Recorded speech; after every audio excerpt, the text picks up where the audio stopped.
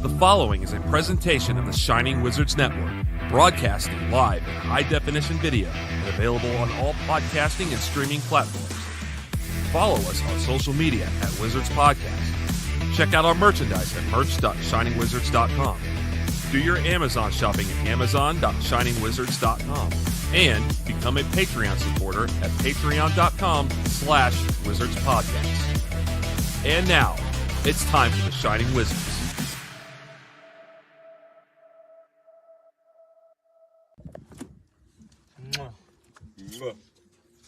You're watching The Shining Wizard.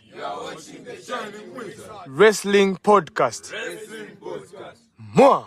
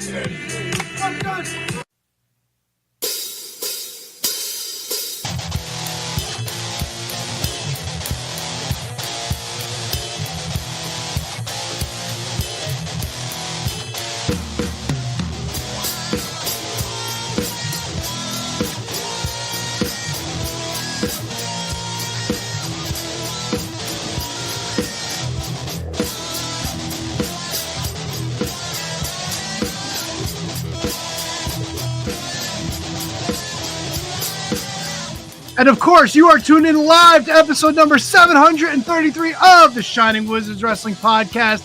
Aaron Go Bra, not on this St. Patrick's Day. I'm staying Aaron Go Braless. And a little tip from your Uncle Tony, make sure you know who you're getting in the car with before you wind up getting shot and winding up on the curb.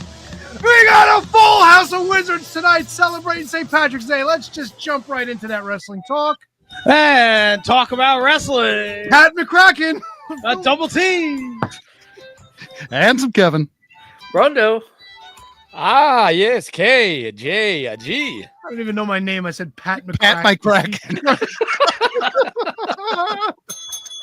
All right, Mr. Kraken. Pat McCracken and Phil McGroins. Fellas, happy St. Patrick's Day. Yay. It's a fine day. Yeah, it's a fine day for some wrestling talk. Didn't we already do this? No, we didn't. I've been hitting the Guinness. Have you? No. I'm just stupid. And talk about Take it wrestling. away, Pat. Oh, boy. Butt McChuggin. How you guys doing? I'm doing fantasticals today. How about you? I love Fantastic. I'm great. I'm happy to be back. Yeah, it's great to have you back. Is it? You didn't sound like you missed me last week. Oh, we didn't miss you, but it's nice to have you back. No, I just meant you. I think the other guys may have missed me. And I think at one point you were like, I don't know how he does this. And you were referring to controlling the chaos. Yeah.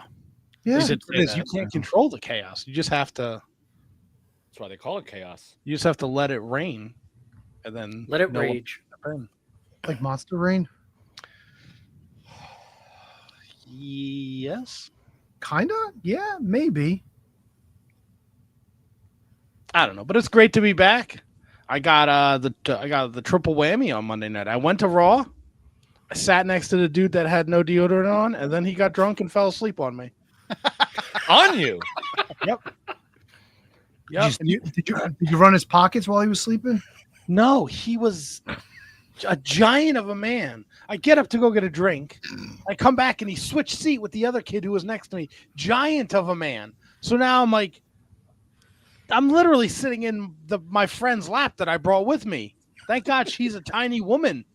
And every time I stood up and the chair went with me, I had to push the chair past his giant passed out legs. And he fucking stunk. He stunk so fucking bad. Why didn't you punch him in the gullet and just say, beefy, fucking move your fat? His hand would disappear. It was not worth the aggravation. Was he warm? Like his leg was probably touching your leg. It was No, nice I and was warm. not. Tony, there's no visual of my legs. You stand up. Let's see him. I can't do it standing up. No, I just want to see your legs, bro. I can do it standing up. What are Yeah. they? The yams? I was like completely turned towards the seat to my right. I would have I would just laid up against the dude. I would have been like, you know what? He stunk so bad. Bro, in for a penny, in for a pound. You got to go the whole 9 next A lot time. of pounds there. He wasn't yeah. there for like the first 45 minutes. I was like, how did I luck out with these fucking awesome seats? Nobody next to me. You fucked it up. You spoke too soon. That's on you, brother. Who shows up at fucking 8:45 for Monday Night Raw? Well, at least you enjoyed a couple of adult beverages while you were there. I had Yeah, one. maybe motherfucker had to work. You know what a double Jack and Coke at the Garden is?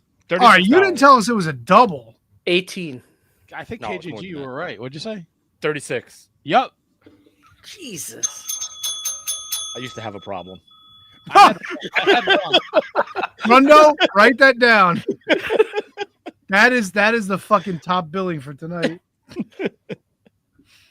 Oh man, fucking Raw was awesome last week. I had such a good time. I can't tell I think the last time I was at a Monday Night Raw was the Monday after Triple H retired fully at No Way Out, Hell in a Cell. Wow, that's a long time ago. Like that's the last Monday Night Raw I went to. I've been to I know me and KJG went to the Garden once for I got tickets for a Christmas show. I've been to SmackDown with KJG, but Yeah. I haven't been to a Raw in that fucking long. And it was great. I think my streak might be longer. I think the last Raw. Oh, I went to the Raw after Brooklyn, after WrestleMania, at the Meadowlands, and they were at the Barclays the next night. I think I took the kid to a Raw and a SmackDown at Prudential Center when he was much younger. We're probably talking at least 7-8 years ago, if not more.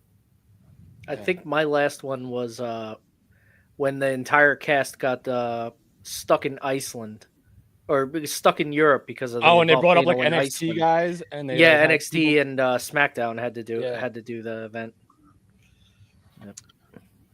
And we know Hansel Kevin was there a year ago catering or something. Yeah, less than, but yeah. No, excuse me. Sorry, you want to give us the fucking date there? Fucking What? Make sure it's wet.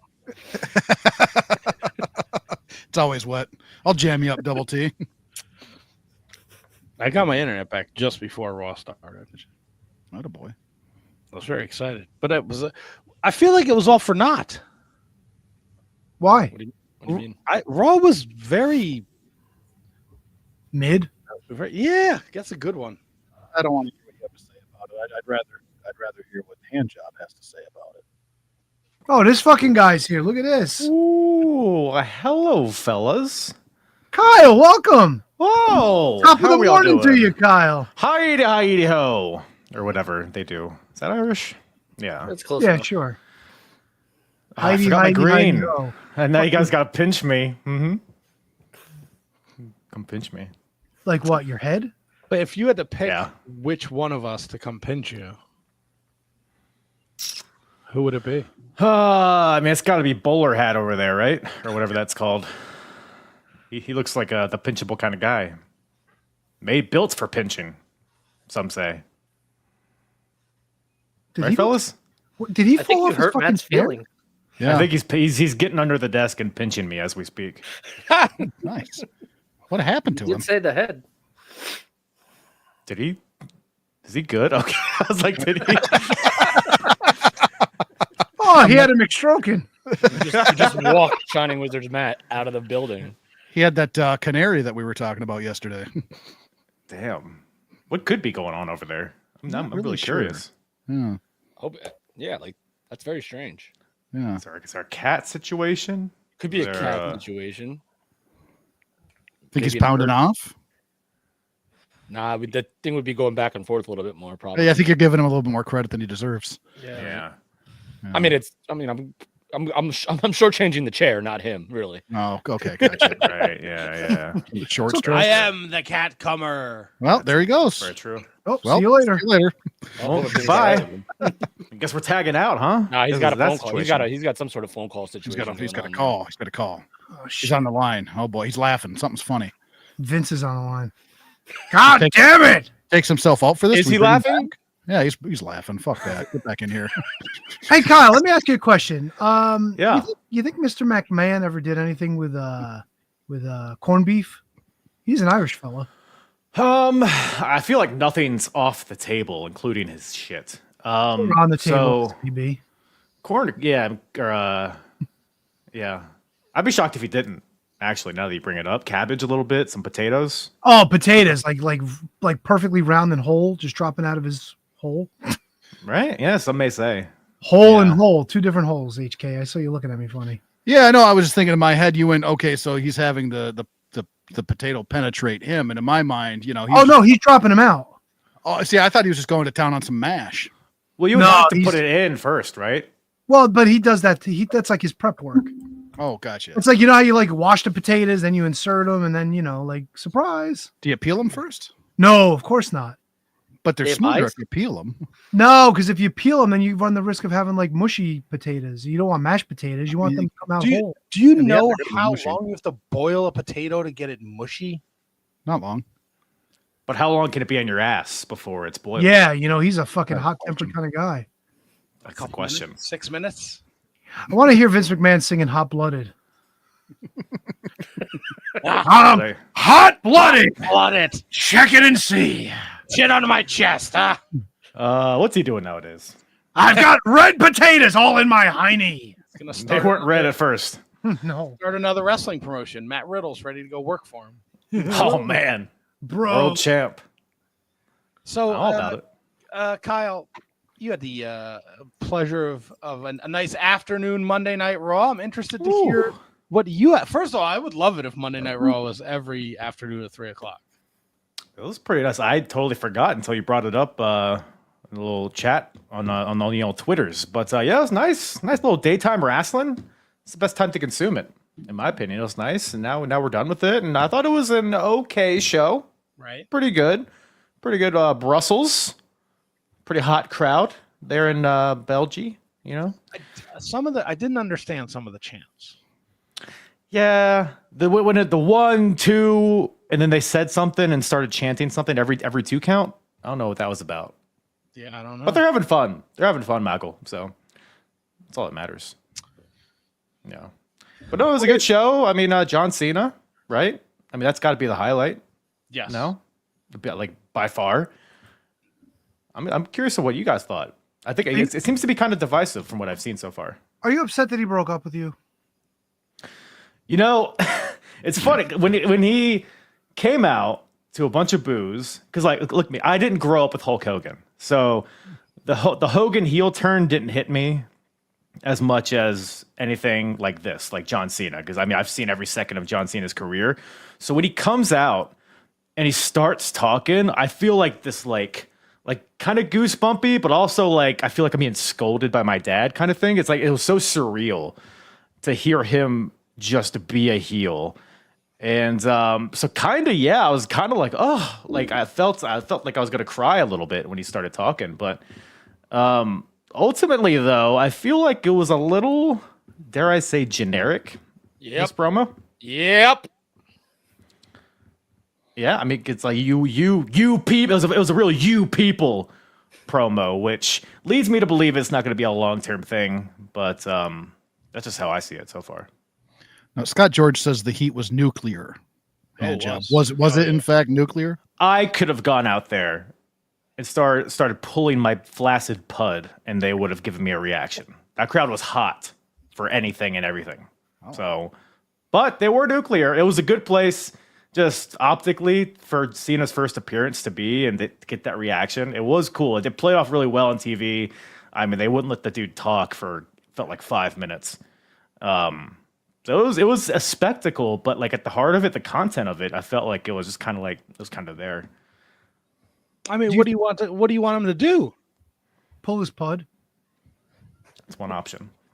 But one I mean, option. all right. So you mentioned that, but like then later on, Seth Rollins, they didn't let him speak either. So I guess that goes more to your point, like more molten crowd than actually like reaction to Cena. I mean, they did Yeah. react to Cena though, you know. And with Rollins though, it's the music that's over. more so than him, in my opinion. The Cena was based on him and what he did. But I mean, I'm not going to discredit, obviously it's a huge moment for him to come out and his first heel promo. I like that there was no changes to his presentation. One thing, at the same type of gear, same music, everything, still the hat, the dumb towel. And then he like threaded that throughout his promo. He's like, you guys wanted me to have new music, but I'm not going to give that to you. So I like that. And then he's like making fun of people that are wearing his shirts, which was hilarious. Because like, what are you going to do? You think take it off? No. So there was some good within it. That fat kid. Oh, Said he was toxic. You're toxic. That kid specifically. He pointed at him. It's ironic that he's fucking claiming to be the victim here. That's what every heel does. Blames That's everybody fantastic. but himself. Yeah, I really enjoyed this a lot more than the panel's giving it credit Me for. too. I thought this was great. I just hate that he doesn't even mention Cody or Rock once. He doesn't mention why he did this to Cody and just couldn't become just a bad guy on his own and turn on the fans. Like it made no. And he was so much. And HK talked about how like he stuck to what he was. He had the hat. He had the shirt, the new shirt for everywhere he goes, the towel. But I didn't want babyface Cena cutting a heel promo. I wanted that's what we were. He was shouting, he was yelling. It was you. It was a wrestling promo that was just like so not what I wanted for the biggest heel turn in the history of professional wrestling. It's just not what I expected. It's not what I wanted. It's not what I got. He doesn't mention Rock. He doesn't mention Cody. Cody has to insert himself into the segment before he's even a thought. It's Cena shitting on the fans when he didn't shit on the fans. He shit on Cody. So, like, that to me is the only thing that was missing. And granted, we have time. There's 5 weeks, 6 weeks, whatever it is, till WrestleMania. He'll be there next week. And where are they? In Scotland? So they'll be there next week. And maybe he'll go after Cody then.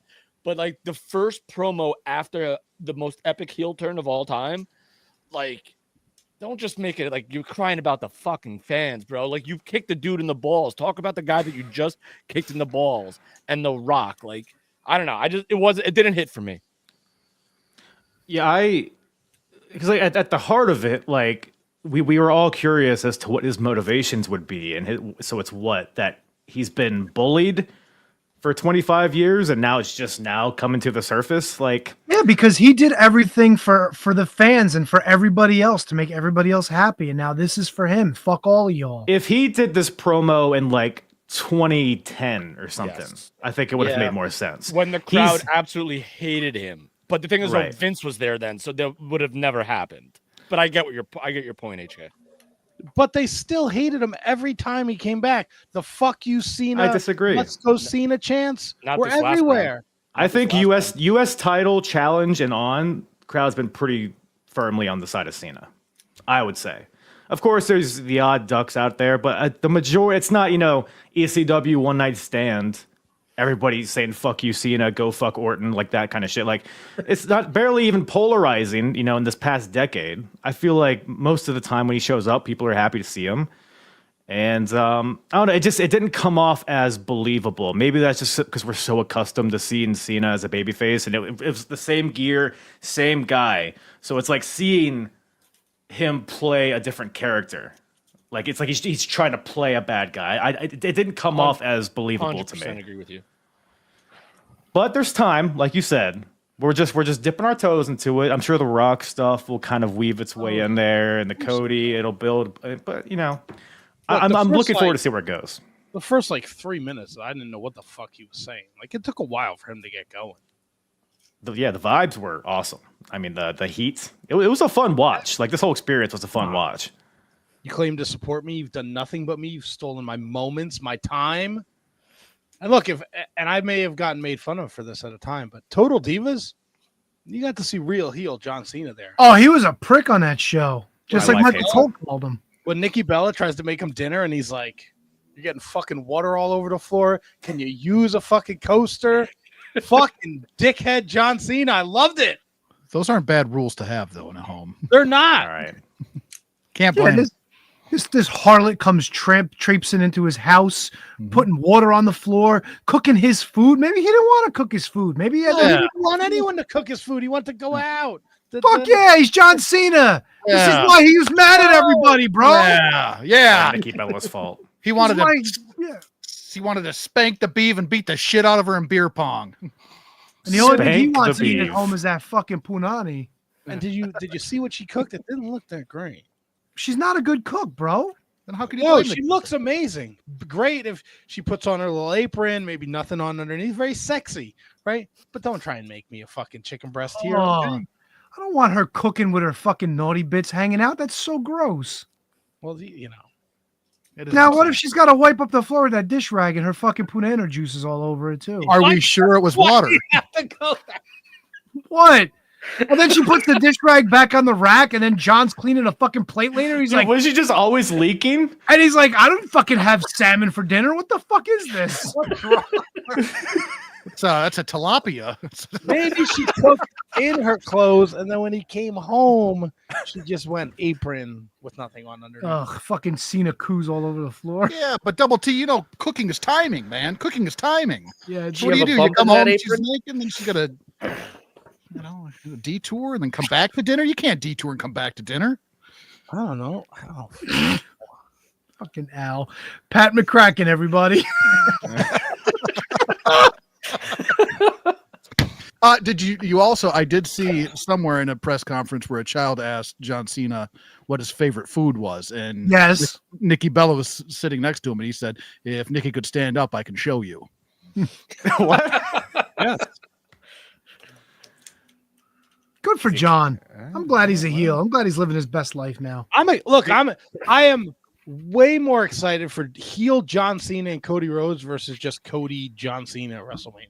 Oh, for sure, yeah. No, just the pure switch and dynamic is fun and interesting to watch. I just hope they build off of it a little more than you people kind of thing. But even if it is just that, like, whatever, it's going to get a reaction. I'm not going to, not watch it, but Even at the end, like they're already, you can already see them like putting the pieces together for when John Cena turns babyface again.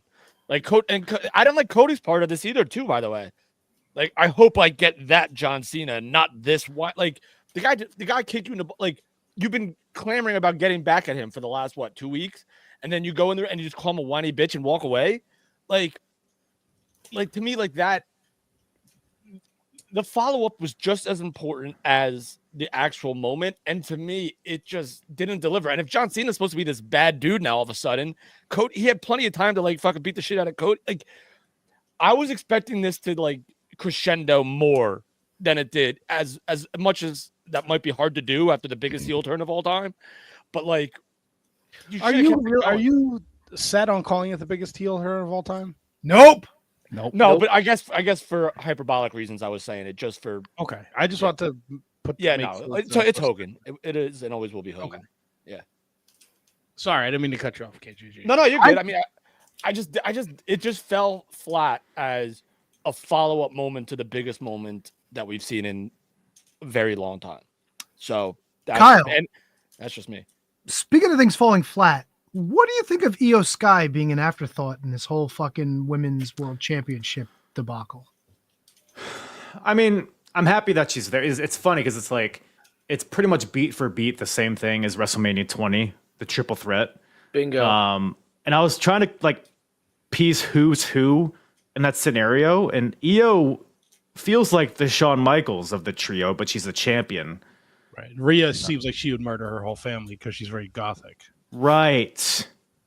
But never mind. I'm not gonna say that. I see what you did there, man. I had to. The Japanese though, they're pretty shady sometimes. Yeah, you can't trust him. Yakuza. There you go.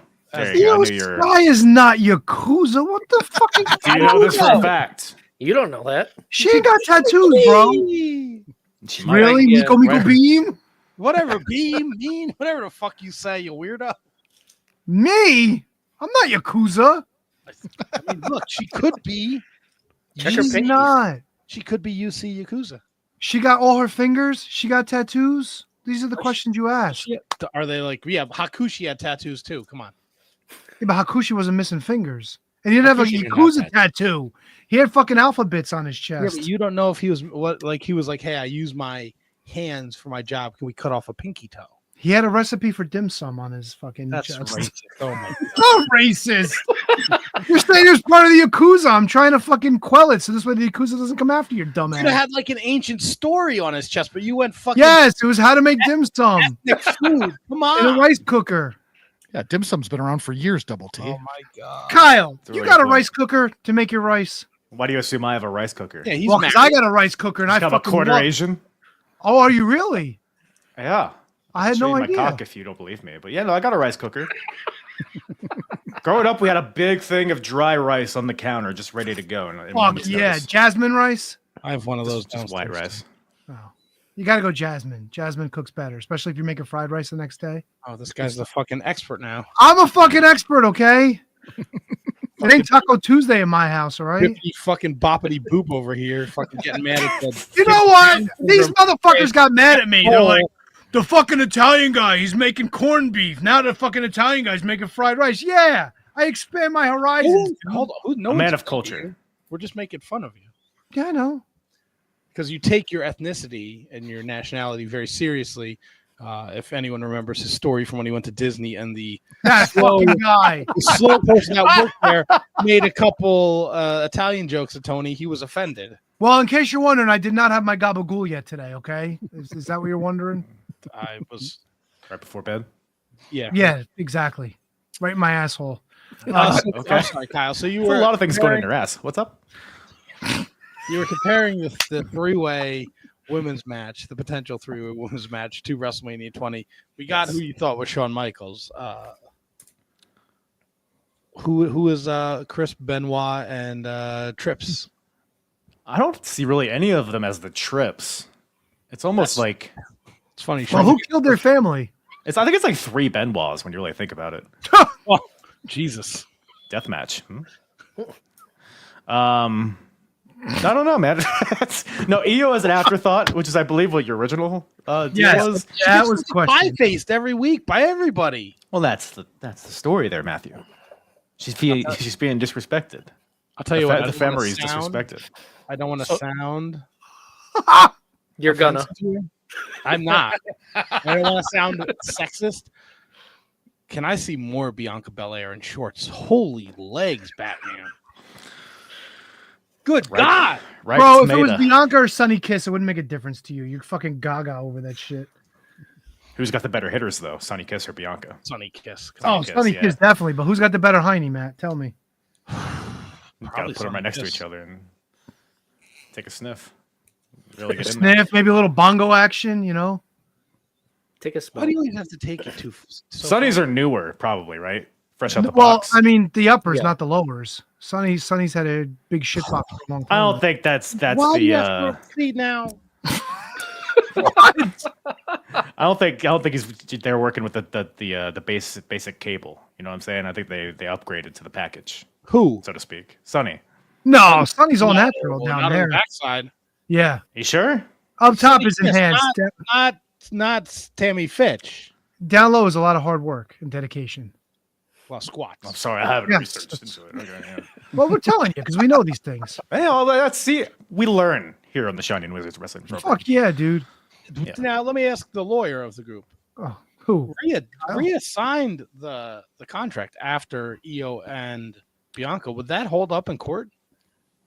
Well, it depends on whose name is actually on the contract. Is this a Put her gimmick name or her real name? no? I mean, if Bianca's name was on the contract and Rhea signs it, then you don't have a valid contract. But Io signed it too.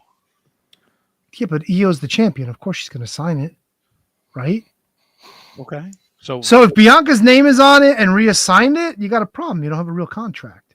Now, if it was blank and it just said, like whoever signed is going to fight for the title at WrestleMania and Rhea signed it, then you have a valid contract.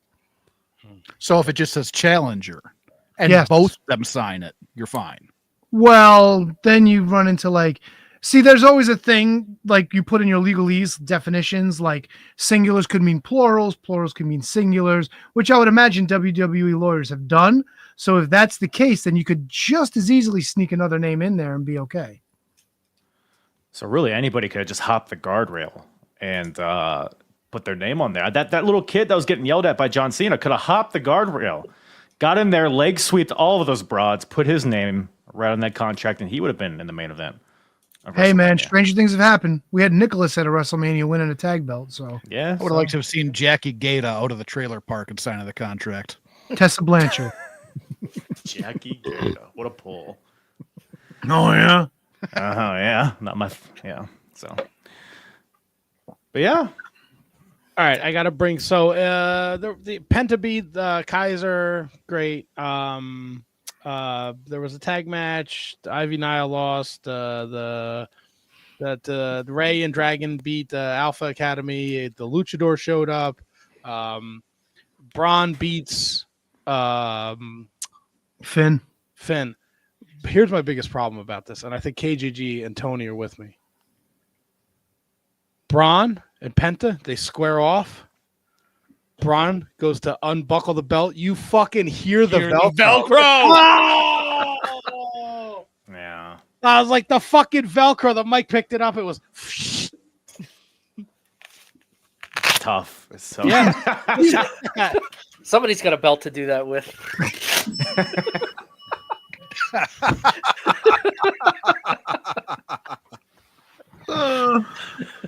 Brent, I don't know. He's dressed like an NRA member today. You fucking check your car in the morning when you go out. Who, me?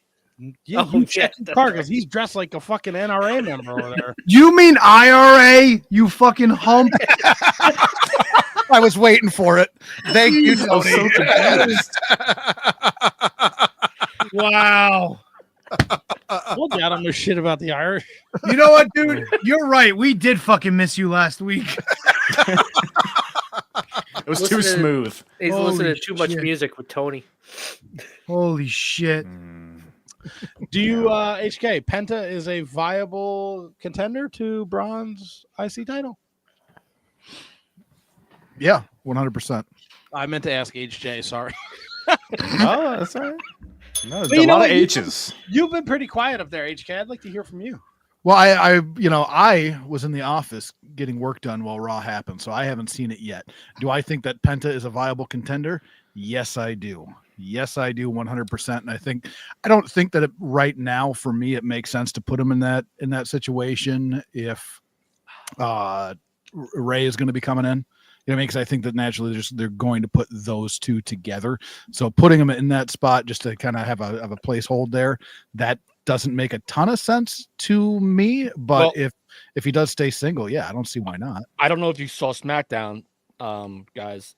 There was a vignette on SmackDown that appears to be Ray Phoenix. Yep. So putting them together, I don't think is what their plans are right now. Is he free? Yeah. Yeah. Oh, Ray no Phoenix. shit. That got me, KJG. That got me. Yeah, I think I think we also saw one for Aleister Black too, by the way. Sorry to cut you off. we did. Four. Yeah. I think Oh, great. We're hiring all the fucking rejects from AEW. Well, some of them are WWE, then AEW, so it's, refried beans, so to speak. Oh, Buck chimes in. You can book him. He can get free too. Matt, go ahead.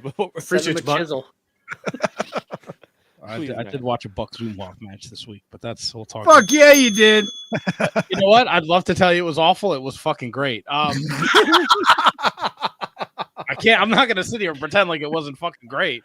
Rock and roll, man. Yeah, it was fucking rock and roll. Buck Zumhoff and Tito Santana Fuck yeah. against Underground World Bobby Champion. Duncombe and Ken Patera with Bobby Heenan as their manager. Two guys great with kids. That's awesome. Yeah.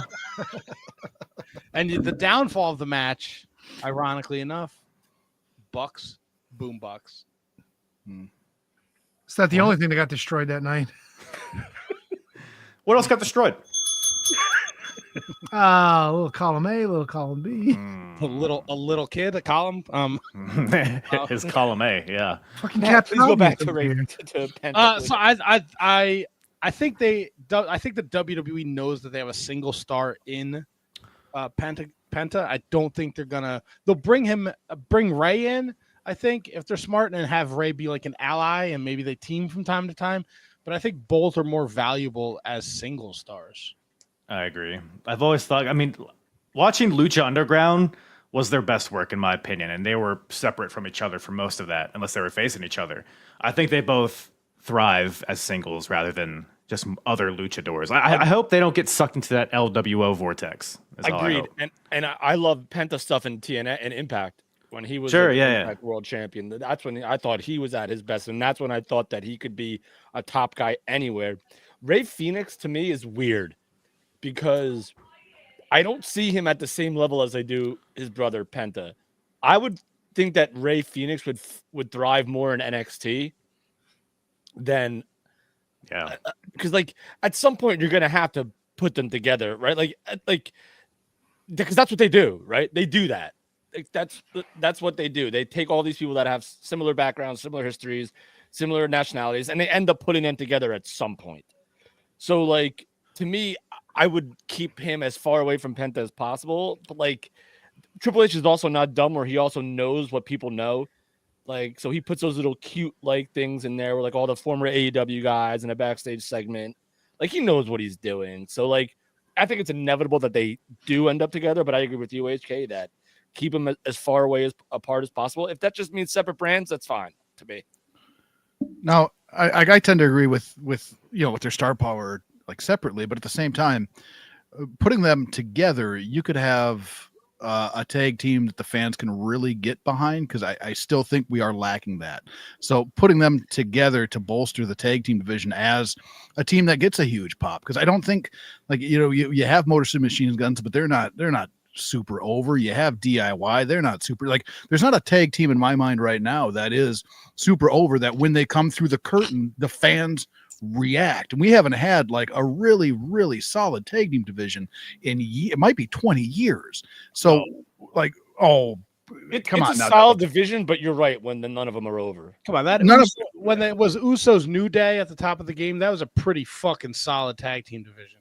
Even if it was only a 2-team division. It was a 2-team division. But but it made up for everything before that when it was like fucking Evan Bourne and Kofi Kingston against fucking Primo and Epico.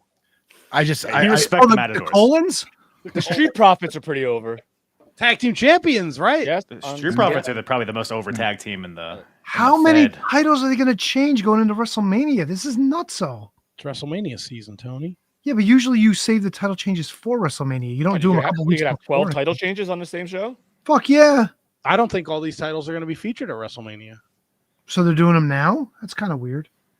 I mean, the way they're doing things. I mean, the title changes kind of lend themselves to the story, though. Like EO, that's how she got into the whole mix in the first place, is by winning the title. And then the Street Profits have been being built for a while.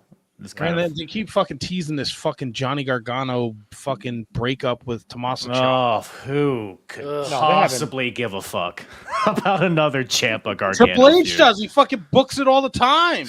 Wait, soft. Did they tease that on SmackDown? Didn't Gargano hit him out to cost him the match? Yeah, what happened to Gargano? Oh, I must have missed that. Eat a shit, Tony, you fucking Italian cocksucker. Because they just teased. They just did a tease with this, and then Johnny Gargano went full heel. Yes. Yeah, you Italian cocksucker. Fake Irish. Sounds asshole. delicious. Fake Irish asshole. Write that down, Brundo.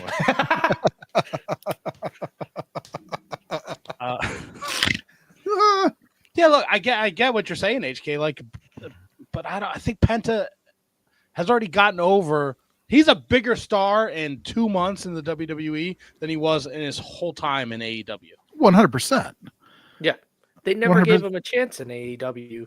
Like it was instantly with the Lucha Brothers. Like when they've had that first, I know it wasn't even AEW pay-per-view. Like he was in that match with Kenny Omega, so you thought he was going to be a big deal and a big star, and he never sniffed that again. Really. Yeah, and don't get me wrong, the Lucha Brothers were fine. If that's where you felt that they were going to be, like that's fine. But to me, Penta was always more. So. Yeah, Penta has more. He stands out among the other luchadors more than Phoenix. Like Phoenix is a talented guy, but like there's a bunch of guys in masks that can do flips. Dude, Penta to me right now is what like if they did if WCW did to La Parker what WWE is doing with Penta, like La Parker could be like a fucking huge star. Oh, La Parka's like if fucking Scott Hall and La Parka had a fucking kid. That's how cool Penta is. Yeah, agreed. I like that. How about that? I like it a lot. That's a pretty cool kid. What is Karrion Kross doing? We see he's getting devil's in advocate, AJ's man. head. Did you see him? I forget who was walking to the Dakota Kai. He was walking to the ring, and he's in the background talking to Dom Mysterio. Is the Judgment Day over? Or is he the new leader of the Judgment Day? Somebody pointed out And then whoever we get demon heel babyface Finn back as the demon to go against Karrion Kross. whoever Karrion Kross is talking to, he has their hairstyle. He did it again. He did it again today on Raw. AJ Styles he was talking to, flat hair. Yeah, that's pretty impressive. It's nuts. Whose But other a little hairstyle more. did he mimic? I forget. I have to Google it. I think it was just AJ a couple times. I think he Sammy, just happened to straighten too. his hair. Yes, Yeah, he had the Sammy was one of Sammy them. one. I wish he could do Carlito. Miz? Did he do the Miz gimmick? No, because Miz's hair is short. I think he did. He like put his hair in like something for like R-Truth. Did he? Like, did He did a R-Truth? yeah. Yeah, He did pony. He did the ponytail up top for Sami Zayn. He did the puff in the back when he was talking to Xavier Woods, and now he's doing the hair parted down, talking to Pert Plus. So what does that mean? Is he's trying to get Mind inside games, of them? bro. Hey, I'm just like you. Me? Ah. Yes, you. You're So both he's members a- of the NRA? Hell yeah. You gotta find Squeeze out the her squirrel over here. Squeezing a daft squirrel. Yeah. Oh, squeezing a seal. Squeaking a seal. What was it? Popping Squeezing a seal? seal. Squeezing a seal. Cracking a rat. How are we? How are we feeling about old Jay and Gunth, Big Goon? Yeet. Yeet. Right? I yeeted Monday night at the Garden. It was awesome. It's not all you did sitting next to that fat bastard. Oh man, I was fucking eating all over the place. Yeeting and skating. I yeeted. I think it's inevitable that Jay wins. I don't know. I hope not, man. No. Just have Gunther just squash the poor fella. Yep. Send him back into the tag team division. Yeah, You see Flop Dollar 2.0 on Raw? who? Jay Uso when he Oh yeah, I tried thought to he fucking broke his back. Well, Do you think? unfortunately not. You but- really think we're gonna go back to him? What are we calling Jimmy now? Big James? Big Big Jim. Jim. Big Jim. Big Jim. How dare you? Respect Big Jim. Now he's got a U.S. title to win, brother. You think he's? That's what they're doing. So we're gonna get the Benoit and Eddie finish here, WrestleMania. I'm telling you, No. Yeah, did Jay he Uso- murders their family. Jimmy Uso ain't win no belts. He'll kill his family, but he's not winning no belts. What's more likely, that Jimmy kills his family or wins the U.S. title belt? Well, if Jimmy Jimmy wa- just puts him in a car and he's celebrating today, you know. Jimmy's married to Naomi. Yes. Wait, was Jimmy the guy or? Yeah. Yeah. The what? Yeah. He was sucking dick while driving? Yeah, of course. That would distract you. You gotta keep both hands on the Roadhead wheel. in the Yeah, 10 and 2, bro. Must have fuckers reaching over like Kermit. Helicopter. Why don't you smile, asshole? Kermit's sucking your dick. No. I watched that again the other day. It was amazing. Fantastic. Yeah, Jimmy is the he's been arrested 3 times. Jeez. 2011, 2019, 2021. The third arrest was not a DUI. Oh. What was the third one? Just as it was not a DUI. Just being sick as hell, probably. It's probably public intoxication. Yeah. Yeeting and a skeeting. No, 'cause Stop that's when breaking the law, asshole. I believe like Naomi was driving, and then he kind of like got involved with the cops, like trying to like put up a fight with the cops after they had arrested. Or, Oh, right. He knows his rights, one of those type of things. So pretty much we're Give saying me your badge number. Do you know who he's I am? the He's the Jeff Hardy of the Usos at this point. 100%. No. How many DUIs did Jeff have before he won a title? I don't have He's enough 100% the Jeff Hardy of the Usos. Well, in terms of popularity, I would say Jay. No, in terms of criminal activity, we're talking about. Sure. No, yeah. I don't think he holds a candle to fucking Jeff Hardy. Jeff. No, but Him and if Jeff you're- are on they're on the same playing field. Jeff is at 3 in the last 10 years. Yeah. Well, that only If- takes us back to what, 2015? Wait. Oh, yeah. Wait. I think you're misunderstanding the argument. Jesus Jay Christ, is not Victory Jeff Road was Hardy. 2011, dude. He's got to have shit. But I don't think he got arrested for that. You can get arrested. No, but I'm sure he had shit going on beforehand. You don't just show up one night and be fucking blown out of your gourd. Like, that's a fucking pattern of behavior leading up to that moment. Yes, sir. Dootin'. He was known Love the to Hardys. room with PJ a lot, so there's that. There's a shocker. Hey, HK, Exactly. I got beer. Save it for later.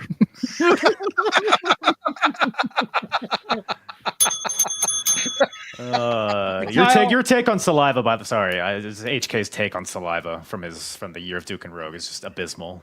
Saliva fucking rules. Saliva fucking sucks. Click, click, boom.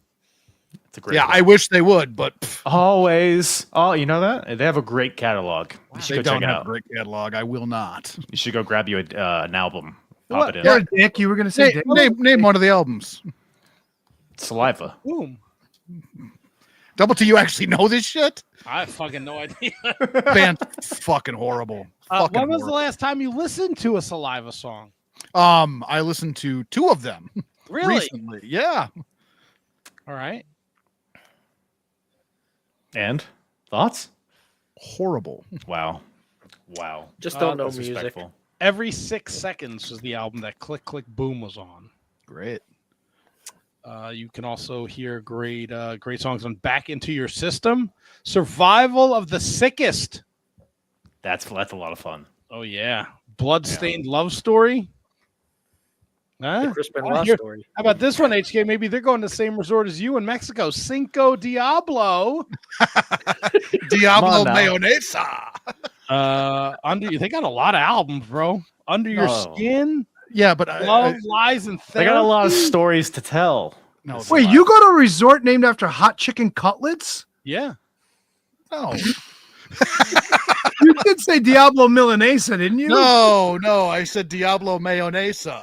So hot mayo. That's where you're going? No, Is it all- Diablo, it's devil mayonnaise. It's the Is it white all- devil. It's all a fucking gay resort, dude. Fucking hot mayo all over They call me HK. Güero Picante with just the Yeah. spicy white. That'll give you some cooter juice or whatever you said earlier. HJ, where do you land on the Roman? Usually on the back. Roman. Mostly on my Seth. knees from the back, huh? What'd you say? Go ahead, get it all out of your system now. No, it's all out. Ryan. How many times Poison's did I out. say Roman Seth. Where are you with the Roman Seth Punk story? Does this interest you? How'd you feel about the cage match last week? Are you excited for whatever foreign country they're going to be in Friday?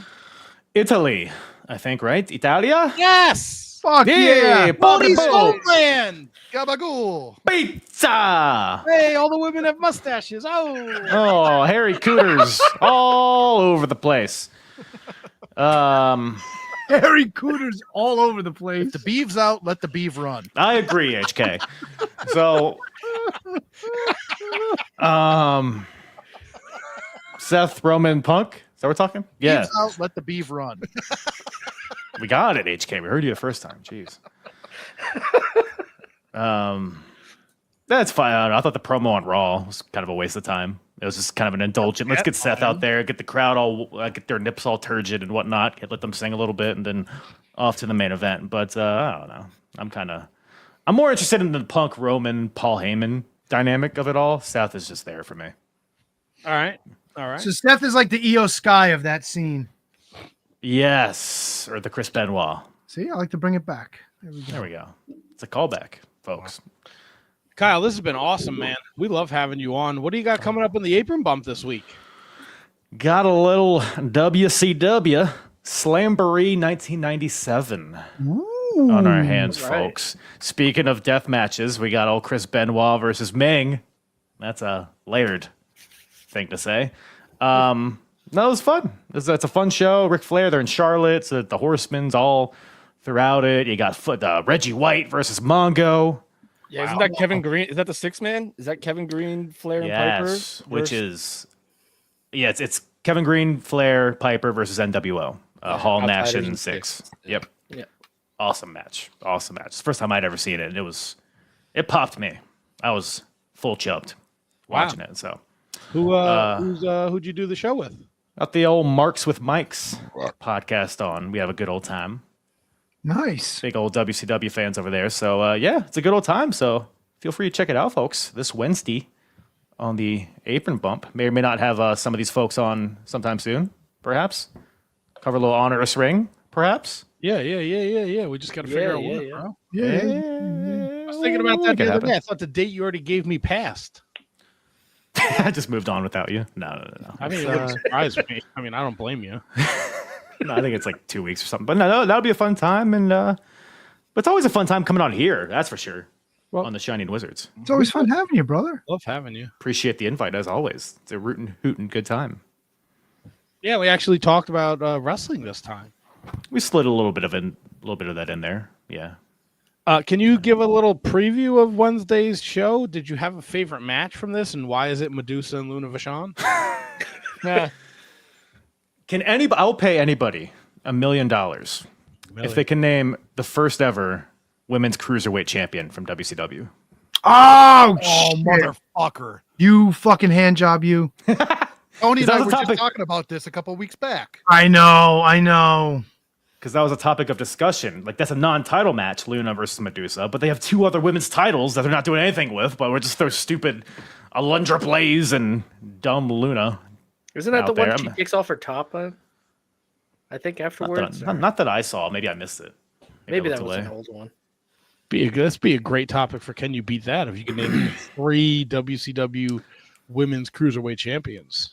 I believe they're all Japanese gals. Yes, they are. Mhm. Want And to they're slap in- on my knobby. And they're in the Yakuza. All 3 of them. Yakuza. Get it? No, the Yakuza. Hosaka? Yakuda?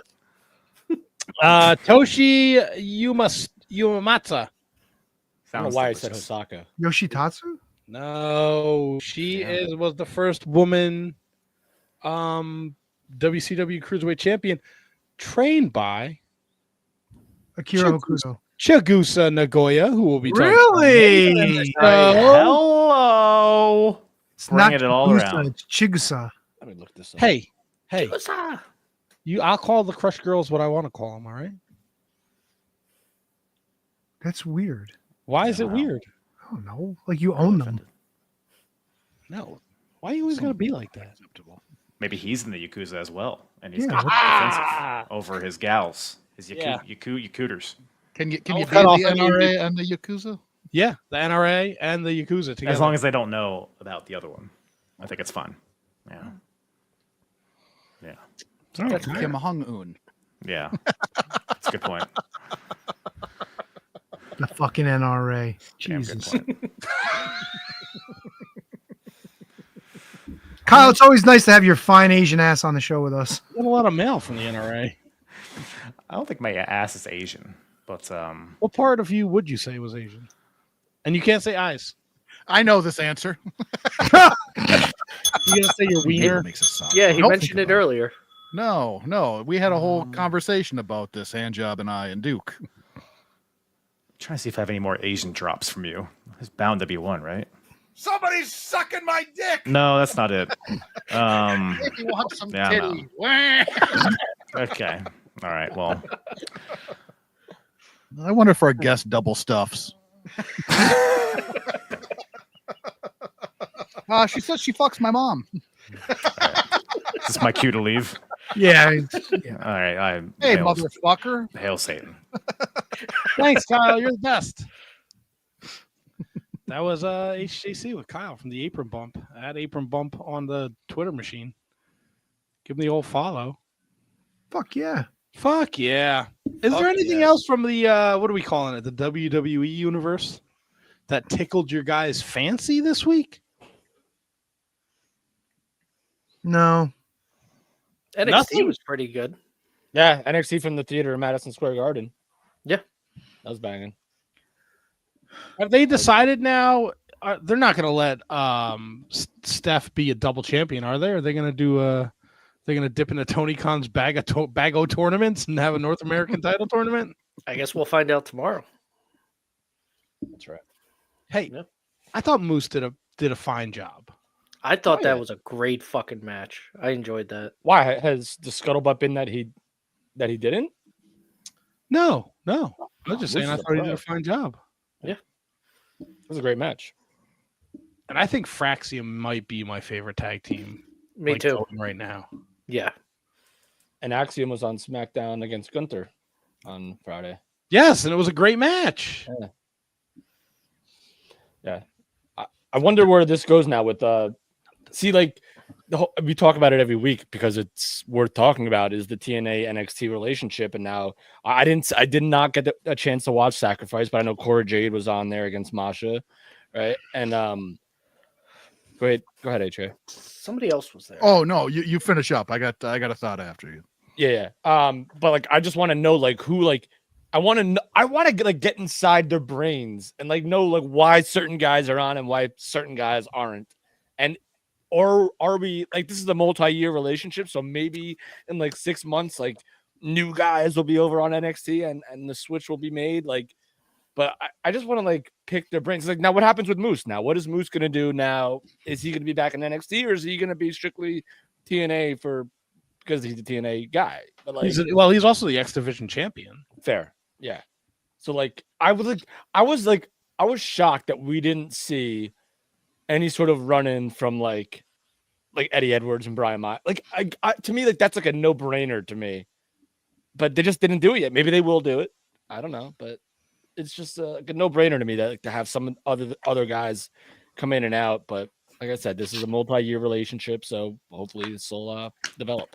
Well, I think if you look on the TNA side, I think they use a lot of the NXT talent to get them to these TNA Plus special shows, right? So on Sacrifice, we saw the Cora Jade blow off. We saw the Wesley, Tyreek Igwe, and Tyson Doonpon. Yeah. That's gone. That's that feud is over. Meta Girls came out. It looks like they're going to challenge for the TNA Women's Tag Titles. Oh, because Ash and Heather are now the tag champions, right? Yeah. And it's look, we got Cora on Impact leading into Sacrifice, and now they hinted on commentary that maybe it's now going to be Masha and Tessa. That makes Cora sense. Jade fill the role. And in NXT too, like to have the Hardys there is a huge bonus. Moose getting work over there. Moose Obafemi is like a dream match. So yeah, it'll be interesting to see what's next for them. And maybe they put I didn't see Sacrifice, so I don't know if they built any other potential crossover stuff. But maybe they pumped the brakes for now, going towards WrestleMania. See, was Joe Hendry's like the big question mark? Like, does Joe Hendry get like? We kind of got an answer at Sacrifice. All right, what happened? Good old Ziggles turned again. Oh, okay, yeah, okay, I saw that. Yeah, saw that. Him and his fucking jerk off brother. Yeah, so fucking useless Ryan and his fucking AI lawsuit against Tony Khan. So maybe they pumped the brakes on the relationship until after WrestleMania. Then after WrestleMania, maybe it starts up again. Because they got to focus on their own shows too and their own talents. Yeah, right? but the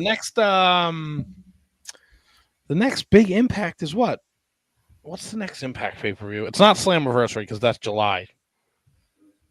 Is there another like air quote pay-per-view like Sacrifice? They should have something in between. Is it Hard Justice? No, not Hard Justice. What was the name of the Genesis was January. All right, there we go.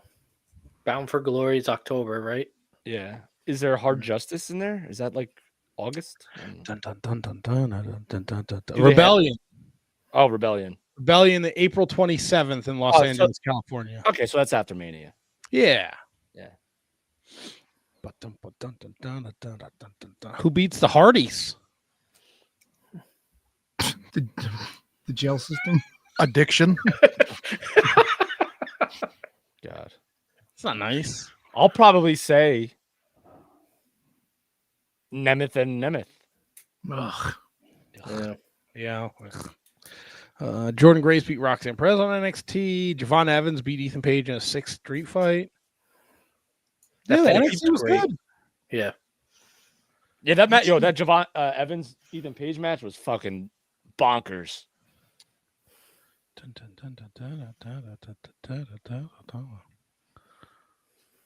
Sorry, that fucking stupid Hardy Boys song. I was stuck in my dome. I know it's. I know. I mean, now that we've had a Raw since it's old news, but that the Seth Rollins CM Punk cage match. All right. It was fucking amazing. Yes. I was sucked in. Oh yeah, right away. They kept me the entire time. There was and it was the best cage match in recent memory for me. There was a level of intensity to it. There was a level of just straight brawl. There was a level of wrestling. I thought it was absolutely fantastic. A lot of people have been saying "Oh, best cage match ever," and I think that's a little too quick. Those reactions are because it's recent, of course. Right. But as far as in recent memory, I don't know that I can point to a cage match in WWE that touches that one. I mean, are we including Hell in a Cell? No, I'm thinking just straight cage match. Yeah. I'm not thinking Hell in a Cell. Cody and Seth was a Hell in a Cell, right? No, that was I think that was just a cage. No, it was Hell in a Cell. That was Hell in a Cell because I was thinking Drew Punk. Yeah, no, it was fucking awesome. The Garden was fucking rocking, man. It was fucking awesome. Yeah, it was great. It was fucking great. I loved it. I know people complain because fucking, Roman interfered and what else? You know what's so funny? And I know I don't mean to change gears before we go, but the fact that going back to this TNA WWE thing, because I'm just thinking about the show at the theater in Madison Square Garden and Moose being there and how everyone knew who Moose was. People in the WWE world knew who all other than the Hardys. Hardys obviously everyone knows the Hardys. But they know who Moose is. They know who the Rascals are. They know who Masha Slamovich is. They know who Jordan Grace is, who's now so people who think that there are just these segregated wrestling audiences, to me that doesn't seem like the case. I disagree. Really? Go on. I feel Listen, you could be right. I'm just no. You're right, but I could be wrong because I don't have any proof to back up my hypothesis here. Right. But I just feel based on crowd reactions. Right. And I feel once the WWE was we're in bed with TNA, it gave WWE fans the okay to watch TNA. If that makes any sense. Because I feel WWE fans are like that. Not us, not us, not the IWC, the people who just watch the WWE who aren't fucking pining to find fucking Matt Bourne and Buddy Rose against fucking King Parsons and Rocky Johnson from 1981. They just watch the WWE.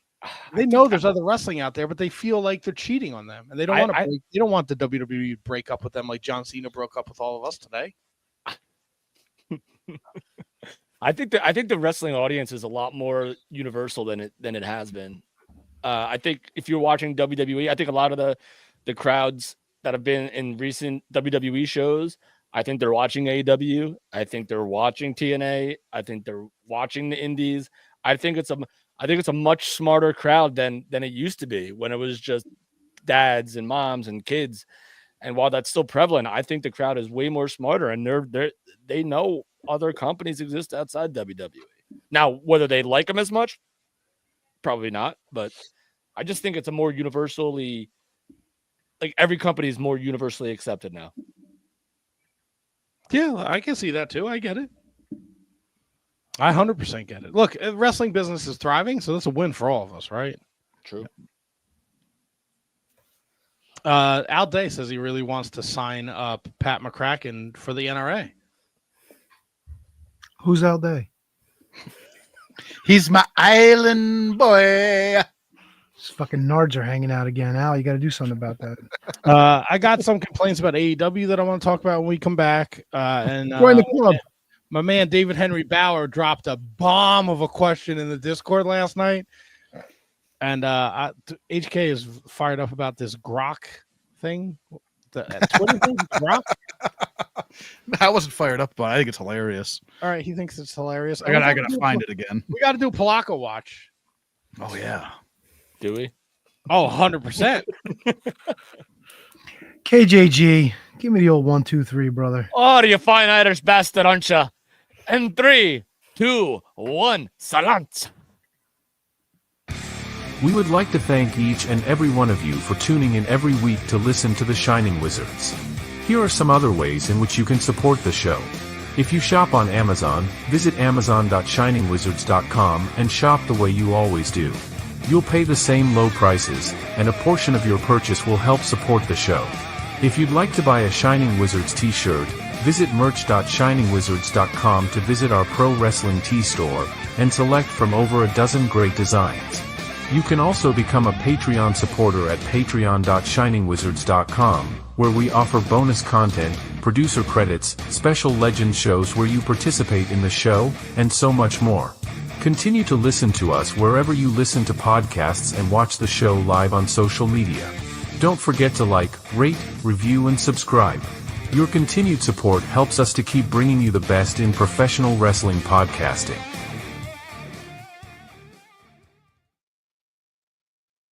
It's time for your weekly lineup of shows on the Shining Wizards Network. On Mondays, it's the latest from Gorilla Brain, featuring the Year of Duke and Rogue, covering a year's worth of classic wrestling, and the Tots Pod, introducing the world to wrestling action figure collecting. Also on Mondays, it's 30 Screams or Less, a weekly review of horror movies in 30 minutes or less. On Tuesdays, it's the Shining Wizards, covering everything in the world of pro wrestling. On Wednesdays, it's the Mark Order Podcast, keeping you up to date on everything AEW. On Fridays, it's Horns Up, as Radioactive Metal brings you everything in the world of heavy metal music. On Saturdays, it's the ROH Revelry, covering everything in the history of Ring of Honor. And on Sundays, it's the Inconclusive Breakdown, featuring weekly top 10 drafts and keeping you up to date on everything happening in the world. The Shining Wizards Network is also the home to other great shows, like The Broadcast, your watch-along podcast from Down Under, featuring some of the greatest matches and movies in history. Turnbuckle throwbacks, paying homage to the greatest shows in the history of pro wrestling. Wrestling Night in Canada, a focus on wrestling with a north-of-the-border spin. And Going Underground, a show that takes you back through the history of Lucha Underground. Enjoy all of the amazing shows on the Shining Wizards Network, available wherever you listen to podcasts and at shiningwizardsnetwork.com. It's the Shining Wizards Network, entertainment here.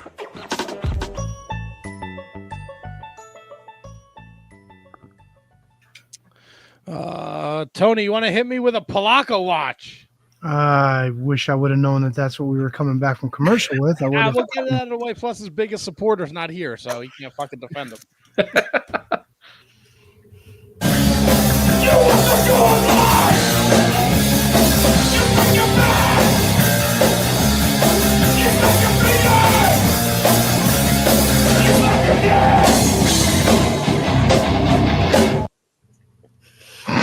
All right, now the podcast you guys were looking for last week, the No Bones About Wrestling podcast. They still have not rescheduled their interview with old fucking underwear face. But the good news is he's still available to do podcasts. He's still putting it out there. About 4 hours ago, he tweeted, "Oh, come on, Twitter. Can we book him? He's blocked us unless KJG wants to reach out to him." Oh, Brundo can book him. Yeah. I think he blocked me. All right. I was searching for him yesterday and no luck.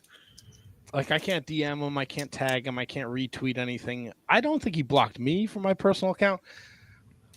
I don't want to reach out to him and waste time, and then he wants money. I'm not giving him money. 4 hours ago, taking all podcast inquiries and bookings for pro wrestling. If interested, message me here. Please like and share.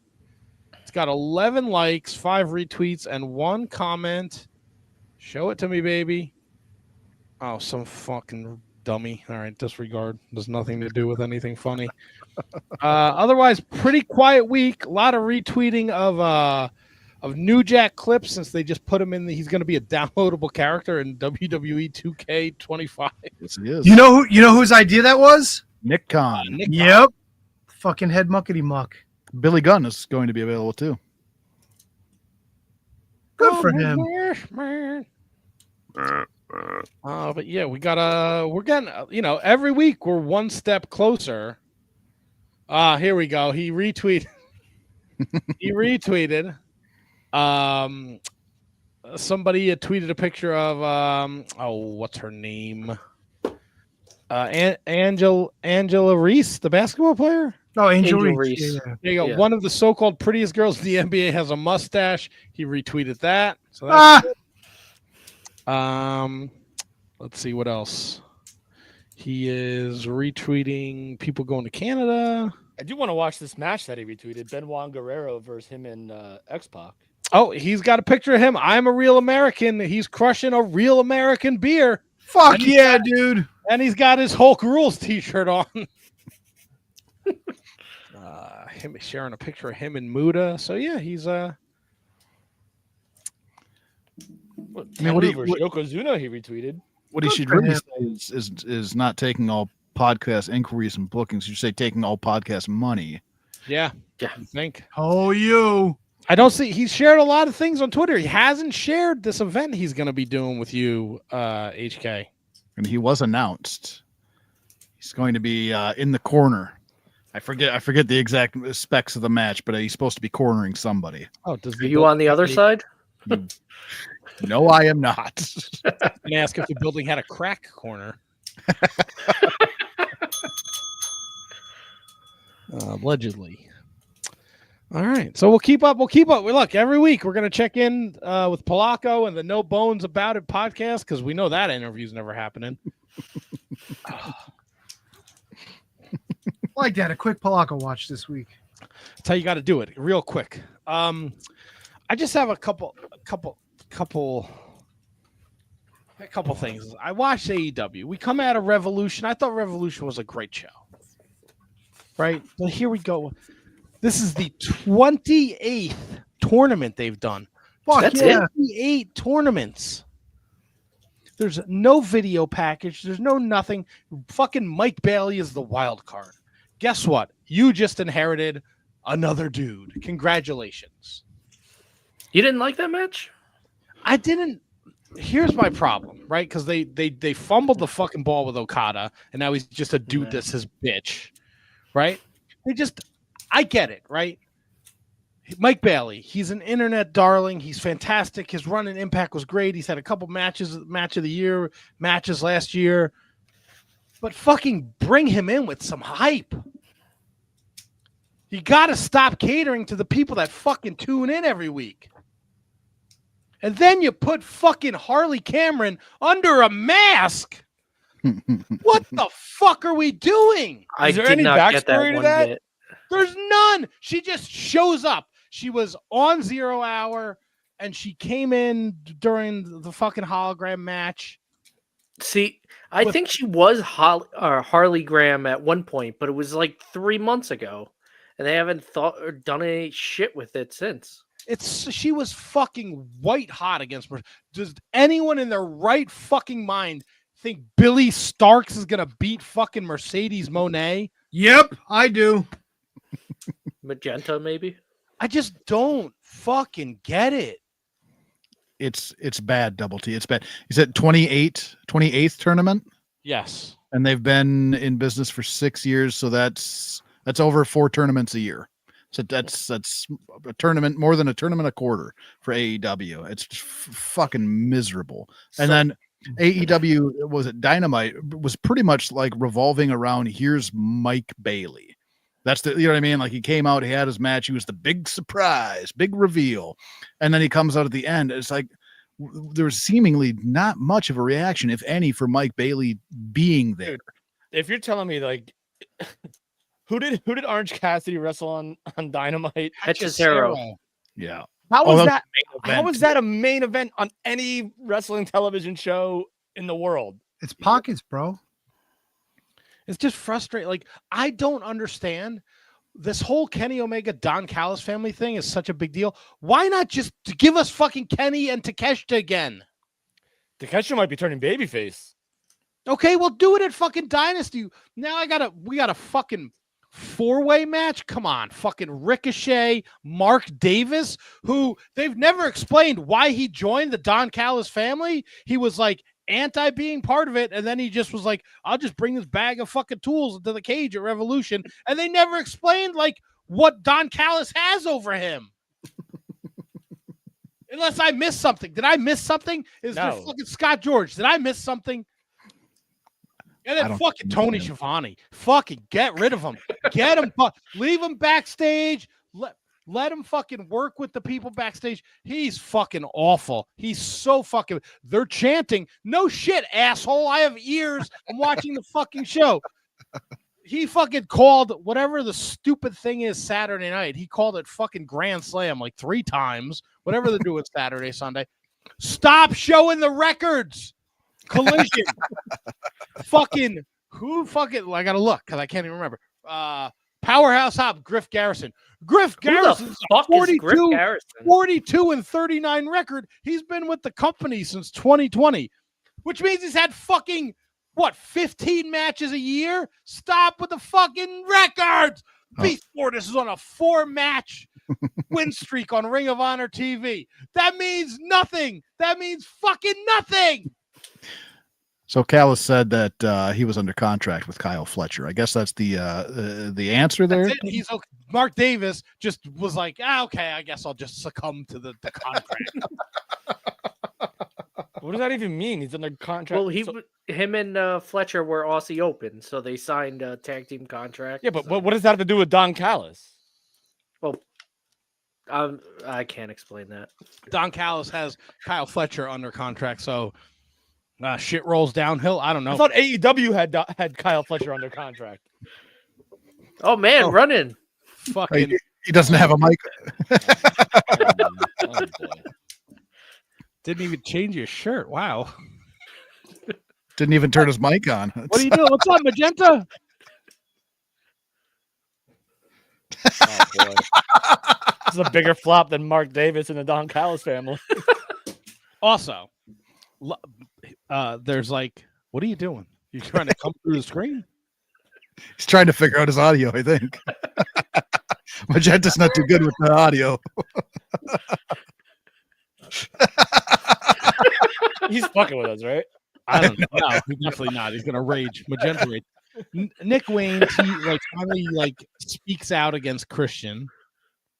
All right, that's cool. I love the stuff with Megan Bain. She's gonna be a beast. Yeah, she was all over that show. Can we just stop with the Max Caster's got like naked pictures of Tony Khan doing something to like somebody else, right? Why is he on TV every week just to get fucking squashed? Where the fuck is Bowens? He's playing fucking baseball. It's baseball season. He's like fucking. It's like a better version of Sid. Yeah. With both legs. Fucking Penelope Ford, the weakest fucking chair shot in the history of chair shots. Oh my god, Nightingale. God damn. And then I don't fucking know. The fuck Griff Garrison is in a team. What are they called? The frat party, the frat house. Fuck you, frat party. What? The frat what are house. we doing here? I don't hate that. It's never on AEW TV. It's a Ring of Honor thing. Like we're supposed to know. They just show up. These guys are in the frat party. What does it mean? I don't watch fucking Ring of Honor. No one does. Accurate. Powerhouse Hobbs beats Griff Garrison, Jack Jameson, and Preston Vance. The referee just lets everybody run in the fucking ring, but then he needs help to fend them off after he already fucking shit-canned 2 of them and pinned 1 of them. And it's the fucking Outrunners again. The Outrunners were fucking white hot. 3 months ago, you didn't put the fucking tag titles on them. Now they're lost in fucking beef obscurity. They get paired with fucking Powerhouse Hobbs against the fucking Murder Machines. The Murder Machines beat 4 guys in fucking 30 seconds. What the fuck? What am I watching? And then Brian Cage is teaming with somebody else. He's teaming with like luchadors on Dynamite and Realistico, yeah. Yeah, fucking Hologram, fucking Top Flight. Hey, Magenta. Xander, Yeah. You I might as well just be a signed. fucking luchador. Hey, you were bitching about your internet earlier. My internet could go fuck itself. Tony fucked everything up. What's going on, fellas? I heard we were bitching about AEW, so I wanted to join in. wait, you weren't the luchador that ran out on Raw on Monday, were you? Listen, I'm always running out. I'm running out of time. I'm running out of food. I'm running out of money. When the fuck is Tony Khan going to officially sign me? Tired of being a Ring of Honor hell. I think I'm Eli Isom, for Christ's sakes. How's that for a fucking name, you hand jobs? It's a great call. Where's Kyle? I missed him. Yeah, you missed it. Yeah, I'm dying worse than a fucking fat wrestler at Ridgefield Park. What can I tell you? Wow. Oh, Jesus, fuck, dude. Wow, Magenta. That's Listen, I can't help it. I can't see shit. I don't know what these fucking audio buttons are. I'm lucky I even have my fucking name on this thing. holy guacamole. Well, right here if you need me. That was a sport, bro. Too soon. Too soon. It was fucking earlier today. How long you want me to wait? It was yesterday. I'm running out of time. See, it's already not too soon. It was yesterday, for Christ's sake. Did you catch AEW this week, Magenta? No, I was too busy choking on some fucking corned beef. I'm glad you survived. Extra spicy. It was fucking delicious. I didn't realize corned beef had cream in the middle. Who knew? What do you do with the cabbage? What cabbage? Oh, you mean the stuff I put in my ass? I don't know. It's still there. What was the last time you were here, Magenta? Oh, God, I don't know. I think I interviewed Billy Starks. That's why I came back for the AEW stuff. Oh, that was a long time. It's been that long since Magenta's been around? Hey, Happy New Year and Merry Christmas to everyone. Happy St. Patrick's Day. Well, of course. What do you do for this? Are you Irish? I can't reveal that. If I did, you'd know who I am. It's like the committee. I don't know what you're talking about. I know you don't know what I'm talking about. So what's new, Magenta? Oh, I was getting excited about AEW. Take a shit, still wrestling. John Moxley still sucks. Yep. Swerve gets fucking needle stuck in his ass and his face and his balls, and he's challenging for the world title. What the fuck do I know? Does anyone ever tell That's you? why I'm not booking. Tony Khan's a genius, and I'm just a fucking Mexican schlub. Anyone ever tell you look like El Santo? I get that sometimes. I understand. I'm as talented as he is. How do you feel about Connect? Like what? Like Connect the Dots? I love that game. Top 5 game? Top 5, yes. Connect the Dots. What else? 4? Yeah. There's also El Santo Claus, but he only comes around Christmas. Another one of my favorite games. How often Pin the Tail and the Blue Demon, fantastic. But they only play that in Tijuana because they have donkey shows there. Pin the tail on the blue D. I love it. Fuck yeah. That's pretty good. Sometimes I lift the tail, but that's only when I'm horny and I gotta go.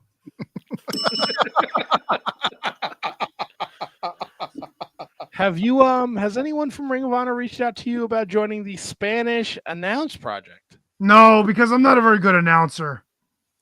I don't think either of them are announcers either. But I don't give a fuck. It's AEW. Doesn't fucking matter. You should reach out to one of our co-hosts. He did some commentary for a company known as Tier 1. Oh, Wrestling. Tony did commentary Tier 1. I know that for sure. He called a few Penta matches as well. I know that guy quite well. Wow, Magenta really I'm a student of the game. we were kind of cruising and then you showed up. So, I'm the jack off of all trades. That's what they call me in Mexico. This is on you. El hombre de Jackamoffum. Or something like that. I don't know if they're being serious or making fun of me. I don't know. Do you think you can clear your schedule for Cinco de Mayo? It does fall on a Monday. Listen, I'm going to be very busy that day. I got piñatas to hang at Tony Khan's house. So you guys are friends? Fuck yeah, we are. Just that cocksucker won't sign me to a deal. That's not very nice. Well, it's not very nice. I don't have a job yet. Can somebody Your hook English me up? is incredible. Can I get a GoFundMe? Well, thank you. I've been practicing. Fucking Duolingo helps a lot. Oh, if you don't do that, the bird dies on your screen. I don't kill birds. I just That's good. no. I don't. You just flip them. Fuck yeah, dude. Double guns, bitches. Were you going wild yesterday on 316 day? Fuck yeah. Drinking my fucking Real Americans and my El Segundo Brewing fucking 316s. Yeah. I drink all that shit. Had a couple of fucking cervezas to go with it from Jose Cuervo. If he even fucking makes them, I don't even know. I drink whatever they put in front of me because I can't see shit. Why would you drink a Real American beer on 316 day? Because I'm a real American. That has nothing to do with 316's Austin. Yeah, but I got to be careful these days. You know how that goes.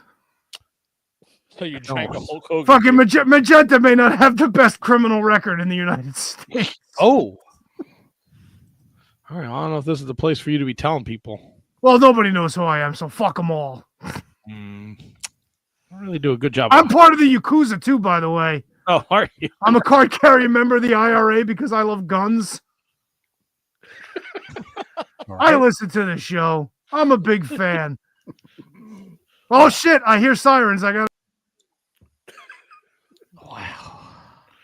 Interesting. All right. I think I said my piece on AEW. Anyone else feel like chiming in here? If Billy Starks and Monet somehow leads to Athena, does that make it better? It's like asking if a tree falls in the woods and there's no one there to hear it. Does it make a noise? Like if the stuff Athena does in Ring of Honor is fantastic, but nobody fucking watches Ring of Honor. Yeah, That's the true. fact that she's there is a fucking crime. Like she should be on TV every week with the other women that are on AEW TV. Like the last time she was on was what, to qualify for that Owen Hart. four-way match, and the winner got yeah, that's the right. thing that Momo won. Momo Watanabe, she won that four-way, so she got to pick her shot at Monet. Yeah. The New Japan thing, yeah. Yeah, FTR against the Undisputed Kingdom collision was awesome. Are Bennett and Taven done? I think they are. Yeah. What's their deal? They're. I know Taven obviously has been taking a lot of indie bookings, but Bennett's going to be at Pro Wrestling Magic next month. nice at the Mecca. Yeah. Yeah, I think so. I'm assuming Maria and Mike were signed at the same time. Maria's contract is up, so I'm assuming his is too. Yeah, Maria's going to be at a show that I'm working beginning of next month. That group together was cool. Like I don't understand. Like out of all the people you're gonna let go, why are you gonna let them go? Taven and Bennett and Maria. Maybe Maria. Maria wasn't 100% with them all the time anyway. But why Taven and Bennett out of all the people that you could let go? Because they're not doing anything with them. But they're with Cole and O'Reilly and Roderick. Yeah, but they're turning they're making Roddy and O'Reilly into a tag team. Yeah, I guess it takes that spot. Yeah, and they had. I mean, Bobby Fish was there for a cup of coffee, and they let him go. He's a horseman now. What? You did not. We did not just segue in the MLW, did we? Is this MLW talk? No, no, we don't have to. I'm just saying he's a horseman. He leveled up. A horseman? Where? Just waiting for his Uber. I can get him back. Isn't he with Brock and CW and the other dude? Isn't he a horseman? No idea. Oh, he's a horseman, baby. Bobby Fish is a horseman. Woo! The conversation we did not need. I wasn't expecting it to go anywhere. I just said now I gotta see. He's a horseman. So was Paul Roma. Paul Roma was a great horseman. Let's see if anyone updated this Wikipedia page. I think he's a horseman. Is this got to be like an MLW thing, right? No, it's 100% an MLW thing. Yeah.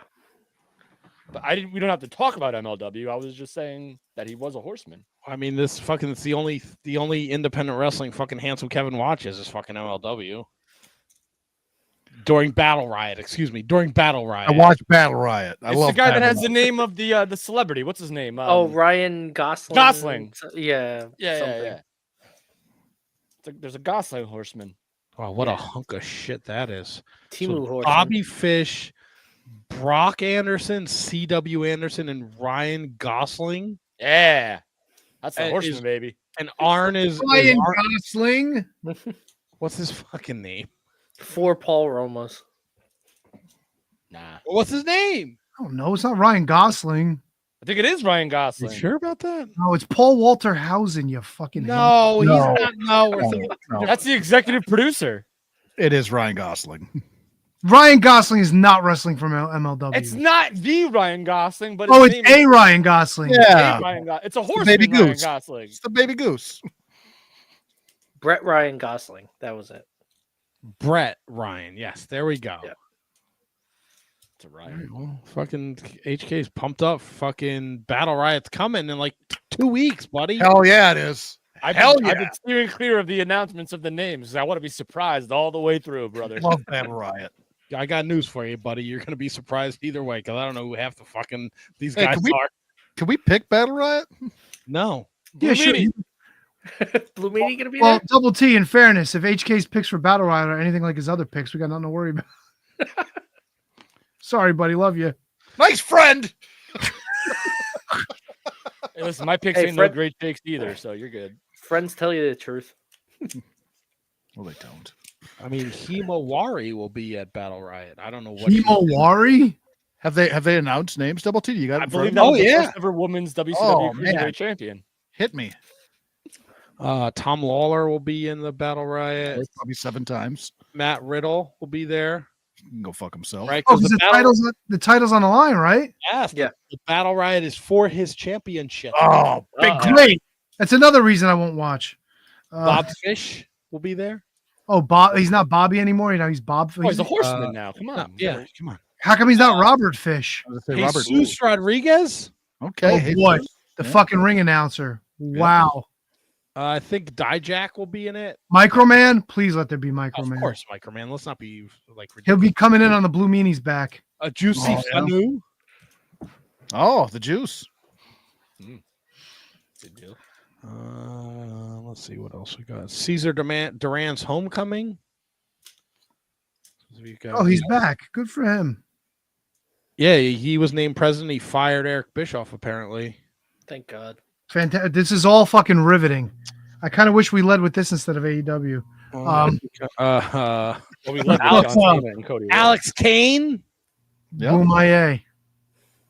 Boy, April 5th. So mark your fucking calendars, people. Oh, I'm fucking working a show April 5th. Oh no. Well, guess what? It's in Los Angeles, which means it'll probably be on later. Oh, hopefully fucking XPW's booking out there with him. The show is like fucking 2.5 hours away, man. I'm not gonna make it back in time for Battle Riot. There's only a fucking way to Maybe watch. get a little Cat Martini or Mickey Knuckles involved. He's just doing his fucking podcast, bro. He doesn't do wrestling shows anymore. No little sicko. Is he still selling poppers and fucking marital aids? There's still a link Along for with ticket sales. hamburgers, Let's see. probably. This can't be real, is it? So we all actually watched their last ever show on fucking demand. Some of I it. paid for the last ever XPW show. Is that what you're telling me? That's why they canceled it. Because You what? were the only one. They couldn't handle the bandwidth of one purchase. Yeah, they're like, who's paying for this shit? Bankrupted the fucking pay-per-view company. I mean, he's still doing his stupid fucking show, but he's not running wrestling anymore. Hey, Brundo, shortlist Yo. for June. Rob Black. Absolutely not. What? Are you crazy? That will be the end of this show. His show, maybe, not ours. I don't want that piece of shit anywhere near our show. Oh, come on now. Everybody deserves a He's chance. a fucking piece of shit. He gets one chance at a booking. And if he doesn't show up, then he's dead to us. All right, well, here, Rob, if you're listening, reach out to us. Yep. He's tuned in. David Henry Bauer III, he dropped this question in the Discord. Bigger fumble.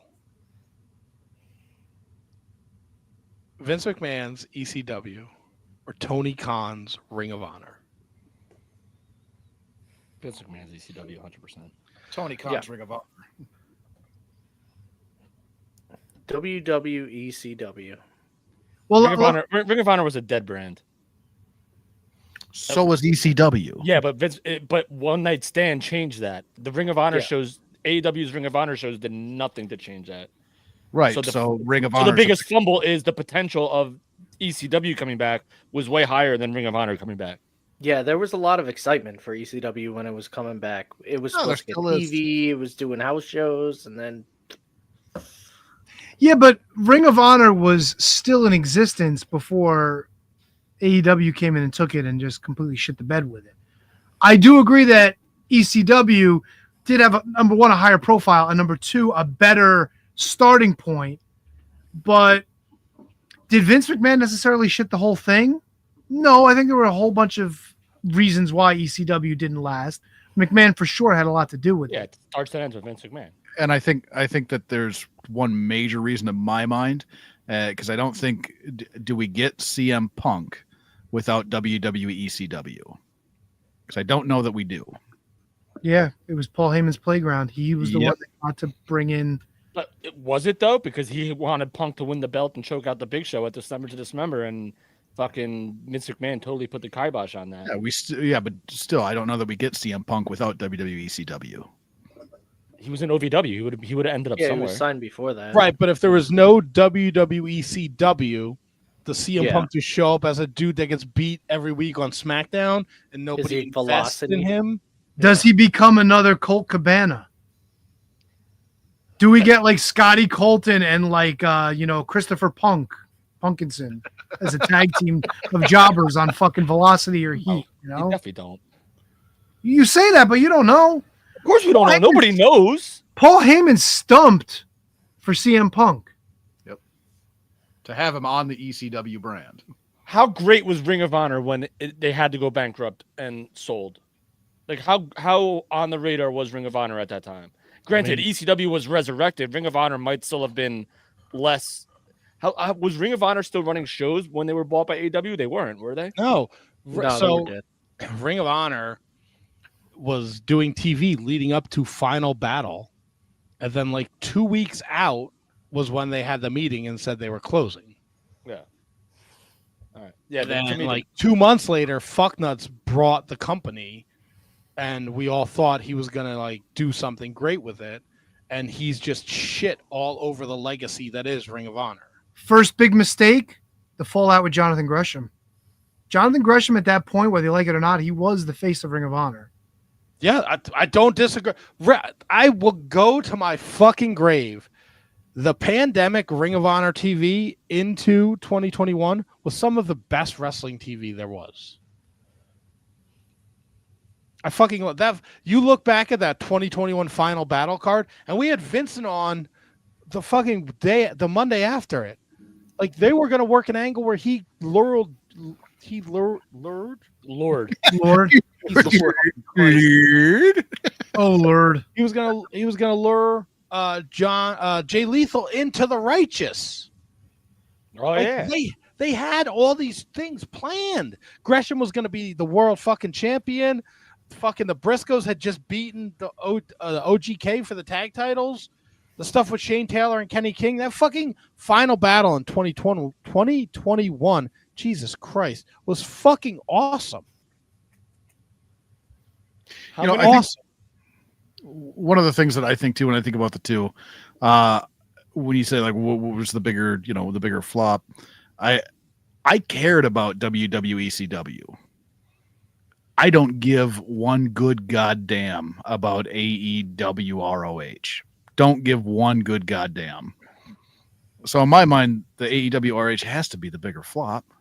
I think it 100% is. No, well, so if you didn't care about it, then it can't be a bigger flop because you're not as invested in it as you were in ECW or cared about WWECW. They fucking fucked that shit up so hard to the fact where they got rid of it and made it NXT before it was NXT. So like ROH is still a thing, but far be it's it. not though. It's just the fucking letters. It's not Ring of Honor. Of course it's not, but ECW wasn't ECW. No. I mean, it was. It was great. It was fantastic. No, it wasn't. It was fucking It was garbage. the greatest Best promotion of all time. ECW ever. But, which why I'm so hurt to call it the biggest flop because it was so good. I tweeted it yesterday. Just fucking to call it anything else. Or they could have just what they should like. How many guys did they bring from Ring of Honor to AEW? a lot, right? But like, how many of them were just still Ring of Honor guys? Like you mentioned the Righteous, right? Like they were they brought in as Ring of Honor guys, or were they brought in as AEW guys that were just sent to Ring of Honor? Like Jay Lethal. Yeah, he was first brought up, out, right? Yeah, he was in AEW. Then now, like, I don't know what he's doing right now. Dude, nothing. These are the results that Brundo sent us. This is what somebody's paying $10 a month for this. The Spanish Announce Project defeated Alpha Zoe and CSJ. Who? Blake Christian defeated Titus Alexander. Layla Gray defeated Lady Frost. Wait, legit Layla's still around? No, that's not legit Layla. No, she's gone. The Gates of Agony and Top Flight defeated the Frat House and the Premier Athletes. Dark Panther defeated Aaron Solo.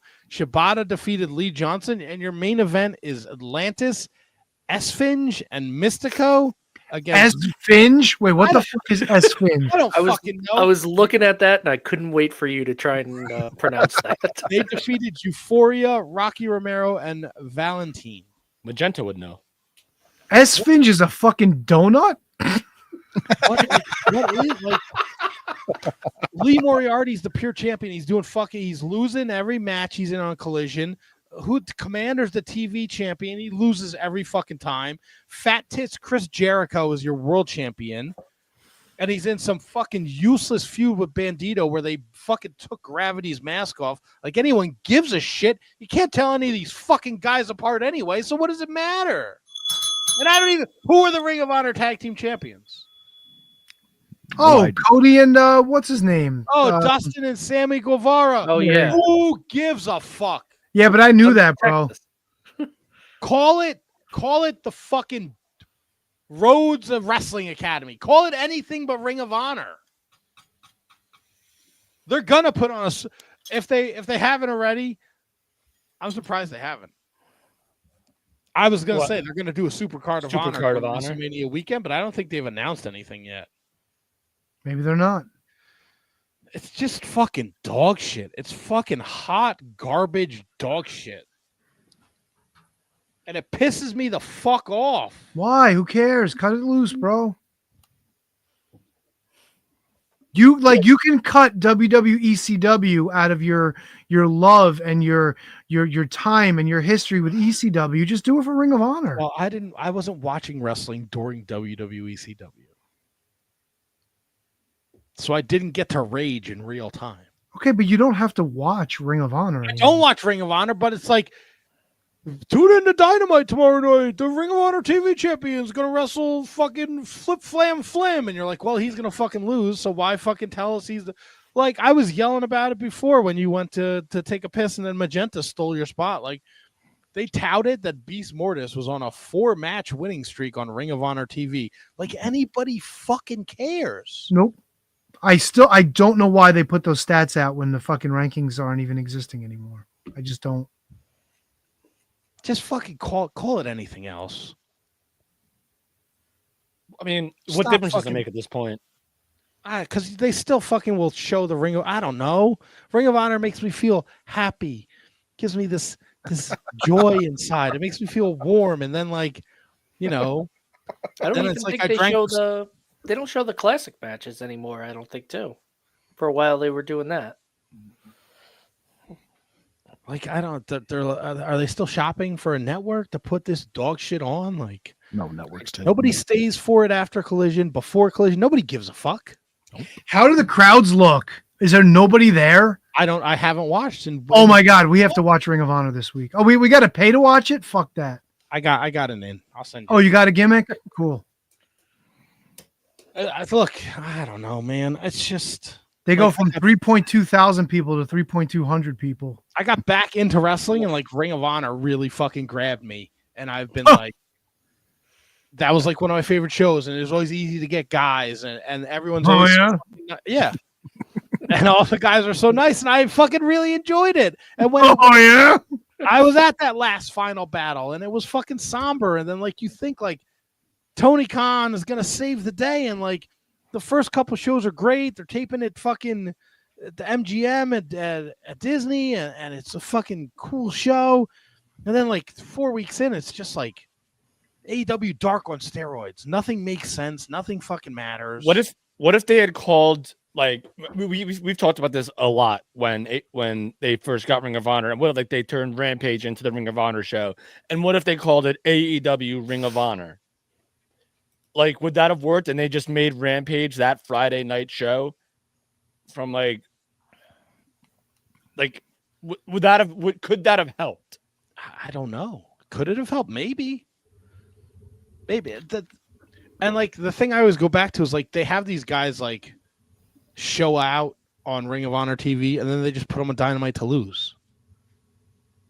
Yeah, I haven't seen. I didn't even realize Blake Christian was still there. You know what they didn't do in WWE CW? Trotted their champions onto Raw and SmackDown to have them job. They 100% did. Not with the frequency. All right. Pretty sure Chavo Guerrero would get smoked by like fucking. It was not a common occurrence, KJG. Not during that time. I don't know. Like they made like a big fucking to-do out of Commander winning the Ring of Honor TV title. And the next fucking night, his first match, I don't give a shit if it was in the Continental Classic. Don't put the fucking title on him then. He fucking loses. So why the fuck am I supposed to care? And when was the last time Fat Tits defended his fucking title? Against Probably Paige. defended on the cruise. Fat tits. Yeah, I'm fucking tired of him too. He fucking blows. Hope you fucking choke on your Shining Wizards shirt, fucking Chris Jericho. A month ago, he defended the title on fucking Collision. He beat Bandito. That was a match with the stupid fucking duel, I think, in the middle of it. I like that. I thought that was funny. I like the duel too. I don't mind the duel. But like, it's like, I don't. Why is he the fucking champion? They're trying to get TV, bro. Good thing That's he's never the on answer. Ring of Honor. Fucking fat tits Chris Jericho. He really isn't. The last time he was on Ring of Honor TV was Never. he did not. The only time he defended the Ring of Honor TV on Ring of Honor was at Final Battle. And if you count the Australian AEW ROH Global Wars, where he was in a 6-man tag match. So let's go around the room for votes on what was the bigger flop. WWE's ECW or AEW's Ring of Honor? Matt, you start. Ring of Honor. Brundo? I'm still going ECW. HK? Oh, Ring of Honor, of course. T-Donk? Ring of Honor. All right, I'm going ECW. So we are out. The EC Dubs are outvoted here. The WWEC Dubs are outvoted. It's like asking like the lesser of two evils, though. Do you want to get like a thermometer in your dick, or you want to get your balls stabbed? Like they're both. Thermometer in the dick. I'll probably take the thermometer in the dick than Well, what are stabbing you- of the balls. What are you stabbing my balls with? Your tongue? And no, that would be fun. An ice pick. An ice pick? An ice pick. Yeah, then I'd probably go. So a thermometer in the dick or an ice pick to the balls. Like thermometer in the dick hole, not like. Yeah, taking my temperature. Yeah, you ever been to the free clinic before? Like, are we talking a digital, like under the tongue? Are we talking like a mercury thermometer? Are we talking No, like an object thermometer? inserted in there, dude. One of Doesn't the ones that matter. check the weather outside, you know? It doesn't matter what kind of thermometer is. It's Well, going it in kinda your pee does. hole. No, it Yeah, doesn't. It does, kind of. It kind of does. Oh, have you ever stuck anything in your pee hole? It's You a want to meat- get into this? Imagine the balls. I'm sorry, I've never stuck anything in my pee hole, and I never have the desire to stick. It's called sounding. If you want to look that up. sounding. Oh, Why yeah. do you know that? 4chan, my man, for life. And the hills are alive. Fuck yeah! He's a horseman. All right. I gotta pump the brakes. It's like the beginning of Jungle Boogie. Bwong. How do you find your way to sounding? How do you not? Was it I don't Louis? know. I've never done it. Where do you start where you end up at sounding? Like the BME Pain Olympics? Like what's the starting point? Sounding can refer to the act of measuring the depth of a body of water, or in a medical context, the insertion of an object into the urethra, sometimes for sexual gratification or as a medical procedure. I didn't ask for the definition. How did you get there? What were you? What did you start at on 4chan? Dude, that was a long time ago. Like, were you looking for a kidney or like the weird wrestling where they fuck the loser afterwards that you made us watch during the pandemic? That's weird. That sounds Which was amazing 5 to years me. ago. Oh, you guys watching Ultimate Surrender? Fuck yeah, dude. I think Momo Watanabe was in that one. So was what the problem You must have won a Pika Pee. Why do you know what sounding is? Hey. Why do you not know? That's the question. I would rather be stabbed in the balls. It's to dilate your urethra or locate obstructions. How do you get an obstruction? Maybe you're passing a kidney stone and it got stuck. Yeah. Yeah, Get why? that catheter. Yeah, maybe. Yeah. What if you're like in a medical facility and you need a little help with the wee wee? I don't see how that helps. Couldn't hurt. You're Well, I guess sticking it could. something in the hole to block something from coming out of it. It sounds like it hurts like a motherfucker. Yikes. T for 2, please. Check, please. Double T. HK, you were tickled about this, the grok, which I think is hysterical too. Because we paid for the blue check mark to stream live. We can't do that, but I can type in something into grok and it'll tell me, like, if I tweet like this shithead did something and then I hit the grok, it'll tell me like, this is implying that Tony put on a magenta mask and sounded. I did no such thing. I had to go comb my hair. That's why I was dark gone. web, whatever the fuck. Yeah, I stumbled upon it. I thought I started reading some of them. Some of them are hilarious. I'm not going to go through all of them. One of them that popped up that tickled me. It says Tony Khan. It's the roast of Tony Khan by Grok. It says Tony Khan, the guy who turned wrestling into a family business, literally, with more titles than a medieval king. He's the CEO, president, general manager, and janitor. Let's talk about the real superpower: the ability to tweet more than a teenager with a new phone. Tony, your Twitter fingers might be quicker than your booking decisions. And let's not forget, you're the only guy who can make a billionaire look like he's still living in his dad's basement playing with his action figures. God, I just clicked away one. Son of a bitch. I mean, it checks out. I mean, the grok is funny. Tony Khan, the man who turned AEW into a masterclass of how to overhype and underdeliver. He's like a kid who inherited a candy store but keeps handing out expired licorice. Does he still make big announcements every week? Nah, he's been a toned it while. down on that. Yeah. Yeah. No, but they're worth reading through. Like some of the lines in them are just fantastic. All right, so I just asked grok, are the Shining Wizards a good podcast? The grok said, whether the Shining Wizards is a good podcast depends on what you're looking for in a wrestling podcast. It's hosted by a group of lifelong wrestling fans who cover a wide range of promotions: WWE, AEW, Impact, NWA, MLW, NJPW, ROH, and more, while mixing in humor, interviews with wrestlers past and present, and casual banter. Fans seem to enjoy its laid-back conversational vibe, with some calling it a must-listen for its entertainment value and broad wrestling coverage beyond just the big two, WWE and AEW. They've been going strong for over 11 years and 700-plus episodes, which suggests they've built a loyal audience. On the flip side, it's not heavily analytical or insider-focused like some other wrestling pods. The hosts lean into tangents and silliness.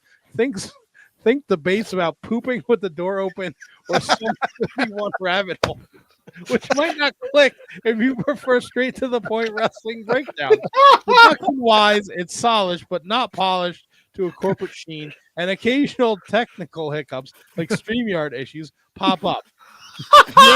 If you're into wrestling talk that feels like hanging out with passionate buddies, it's probably worth a shot. If you want deep dives or hop scoops, maybe not. We get hot scoops here. A hop scoop every now and again. Dude, can you print that or send that to me? Because that would make an amazing commercial to send to the other shows on the network. Yeah, I think I can copy. That's and all see positive. Pooping with the door Pooping open. with the door open or some 41 rabbit holes. Fucking grok. God. My name is El Nino. Tony, did you want to talk about the top 30 black wrestlers, or do you just want to do homework? Yeah, let's get into homework because that we could probably save till next week if we've got some time. All right. I bestow it upon you, wonderful, beautiful people. That's right. Some homework that took us back to August 28th, 1985, with Dump Masamoto and Chigusa Nagayo in a hair versus hair match. I am so excited to hear what you guys think. I watched this just before the show. Fucking absolute chaos. I love everything about this. I want to go to HK first because I feel like this is so far not on your radar. How many times did you have to watch this? How many times did I have to watch it? I only watched it once. Okay. I wasn't going back to this. You didn't fall asleep? Why? No, I was awake the entire time. Okay. I was a bit frustrated. No English commentary, which is fine. I made my way through it.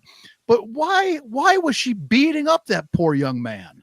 I didn't get that at all. She was beating the shit out of referee. Didn't have a handle on any of this shit. No handle whatsoever. It was for, and everybody's coming in, everybody's getting pulled out, everybody's coming back in, everybody's getting pulled back out. People are crying. It's a devastating situation. I and you, Double T, who hate women's wrestling, you fucking hate it, and you assigned this, and I like women's wrestling, but I like it to be nice, right? I like nice women's wrestling. I don't need to see bitches getting stabbed in the fucking head and bleeding all over. And it was frustrating, Double T. I don't know why you did this to me. It was like Brundo, you did that shit, right? I don't like to watch that shit. Whatever the fucking match was ultra violent. I don't like to watch that shit. All right. But then you put the ladies, and then she's getting stabbed and in the face. I don't need that. I don't need blood everywhere. That poor lady. I felt bad. And she looked like a little boy. I don't know if that was on purpose or not. If that was part of the hair thing, I don't get it. I'm not sure. Right? Maybe if she did her hair up real nice, she might be attractive. I don't know. But I hated this. I fucking hated this. All right. I don't know which one is worse. It's kind of you want to get sounded, or do you want to get stabbed in the balls with the ice pick with that fucking ultra violent shit that Brendan made me watch? But this was a fucking, at least the commentary could direct me to what's going on, right? That was nice in what Brendan made me watch, even though don't ever fucking do that to me again. You assign this piece of shit, and I don't know what the fuck they're saying. I know nothing that's going on. And at one time, it looked like she's taking a dump on that poor woman, right? I don't know what that pin was, or if it wasn't even a pin, because I couldn't understand what was going on. And then back to the stabbing of the head, and then all the people around the mat. I didn't know. I hated it. And then they get that fucking guy in his suit just leaning up against the rope. What the fuck was his problem? He's just leaning up watching this going on. Is he an official? Get your ass in there and do something. Right, and then the shaver, they don't shave her. The scissors are out. The scissors can't be out yet, but I don't know why, because I don't know what the fucking rules are. And then they finally chain her. They chain her, and I thought, all right, well, things might be getting kinky here. They're not. They're not getting kinky. They're shaving the bitch's head. Right? Hair match. All the fans are crying, and I don't know why. It's just a fucking haircut. Don't do this to me, Double T. Why getting your haircut is disgracing your family over there? I don't know what's happening. The Crush Girls were like a staple of All Japan women's wrestling. Like, they were big stars, not only for wrestling, but they were like the idol for all the little girls. They were singers. They were performers. That's another thing I got to ask. She's wearing the red singlet, and on one side it just says sports. It just says sports. What's happening? She likes sports, bro. It might have been the other side might have said like Nikon Sports or something like that, or whatever the Oh my gosh, Double T. You fucked me. No. You fucked me, Double T. That's 26 minutes and like 48 seconds that I sat and watched and didn't understand what was happening. I love that I didn't understand what the fuck was going on. Oh, yeah, fuck. You wouldn't, KJG. This was like last week we busted Matt's balls when he sent that video in about assigning his homework, and I was like, what the fuck is this dude making me watch? Like, what the fuck is this dude making me watch? And even up to when I watched it, I was like, all right, you get, like you said, no English commentary, which is fine, but it is what it is. And then like I don't know who either of these women are. Don't know, like never heard of them.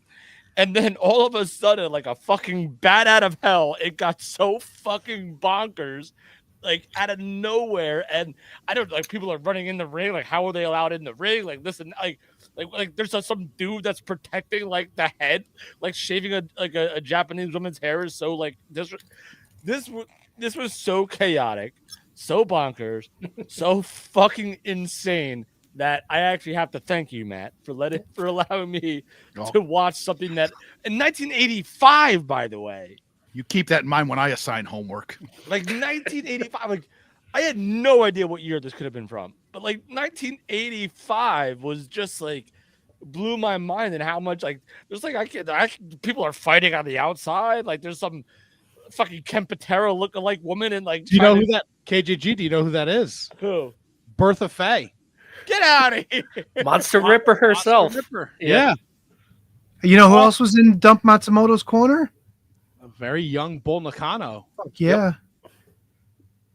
Brundo, I'll let you say your piece. Oh, this was insane. But I mean, I watched what was it? The Queen of the Villains. Queen of the Villains. So I kind of knew what this was coming into it.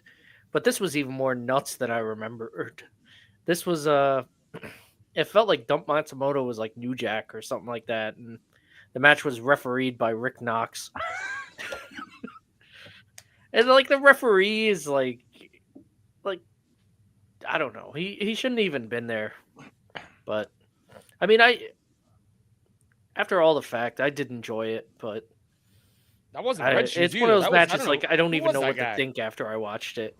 The post match was worth it though, with a lot of emotion in that one. All the people crying and everything. Oh yeah, the crying is wild. Yeah, I mean, it wasn't what I expected because you hear all these like all these classic matches with Lioness, Asuka, and yeah, she was there too. She was trying to protect Nagoya. Yeah. You hear about all these classic matches, and then you see this is like one of the biggest matches, and it's like, cut and stab most of it. Well, because the All Japan Women this is like what we watched had never happened before in All Japan Women's Wrestling. Yeah. Like this match right here and the Dump Matsumoto character against the Crush Girls and the Villainous Alliance, like this carried All Japan through like a couple years. Yeah, like after Jackie Sato left. Yeah, I remember they said. And I'll tell you this: brought him back. This crowd was freaking nuts. Like they were like in tears when the hair was getting cut. They were screaming at the top of their lungs when this action was fired up. It was bonkers, man. Absolutely bonkers. And did you notice a lot of the crowd was women? Yeah. I can't. Obviously, it's hard to tell what they were chanting, but for some reason, like in my head, I was like, it kept like feeling that they were chanting CM Punk, but they were they were chanting Chigusa. Chigusa. Yeah. Tony? If I was in the crowd for this in 1985, I don't know if I've ever would have watched All Japan Women ever again. And the reason I say this, I don't mind so much that Chigsa lost, right? I get the emotion. I get like the no, why, please don't happen. The fucking referee took everything away from Chigsa the entire time. Took away the scissors, wouldn't let her get in any moves. Every time they were fighting in the ropes, he'd break them up, but let Dump Matsumoto get away with everything from the scissors to the cheating of everybody else running in. Even the times when Lioness Asuka was trying to get involved, they kept stopping her. It just seemed like the entire deck was stacked. There's a stretch in time, like it seemed like every time Chigsa got a move on, Dump Matsumoto was out of the move like 3 seconds later. So you couldn't even get anything established to kind of like cheer for Chigsa in the match again. So who was supposed to be, or who was the heel and the babyface in this match? Oh, come on, dude.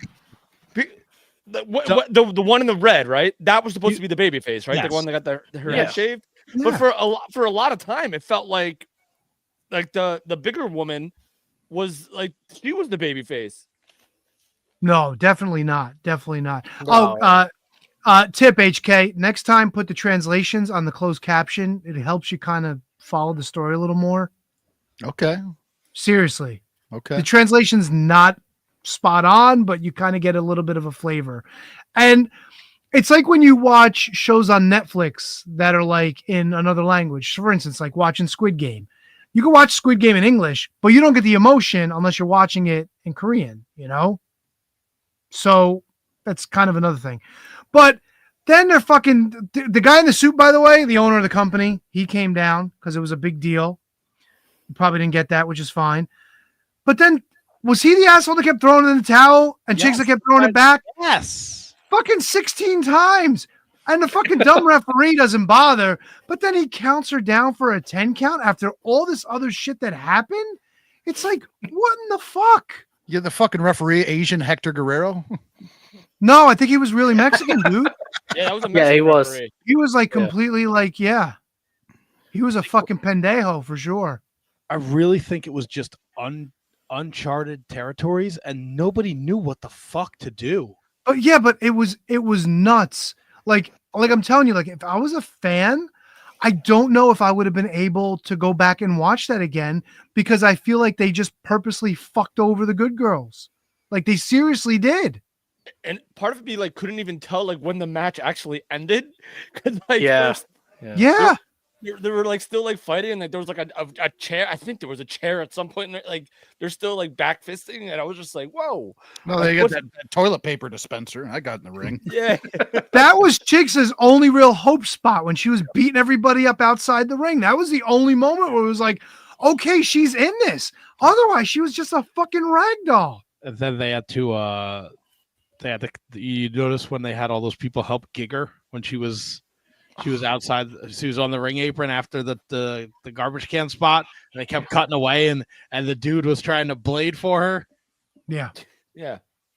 And the funny thing was the whole backstory is that Chigsa and Dump, like they were like good friends again at this point. Because for a while they didn't get along because of what happened when they were training early on, right? Like Dump thought that Chigsa like stuck it to her, wasn't her friend anymore. I'll take your word for it. No, I mean like you don't get that because that was all behind the scenes from the documentary. But like they were actually closer than Linus and Chigsa were at this point, if I remember the story correctly. They were roommates, right? I believe for a long time. Yeah. You know, I fucking love this. It's just chaos. It's for the chaos, it was great.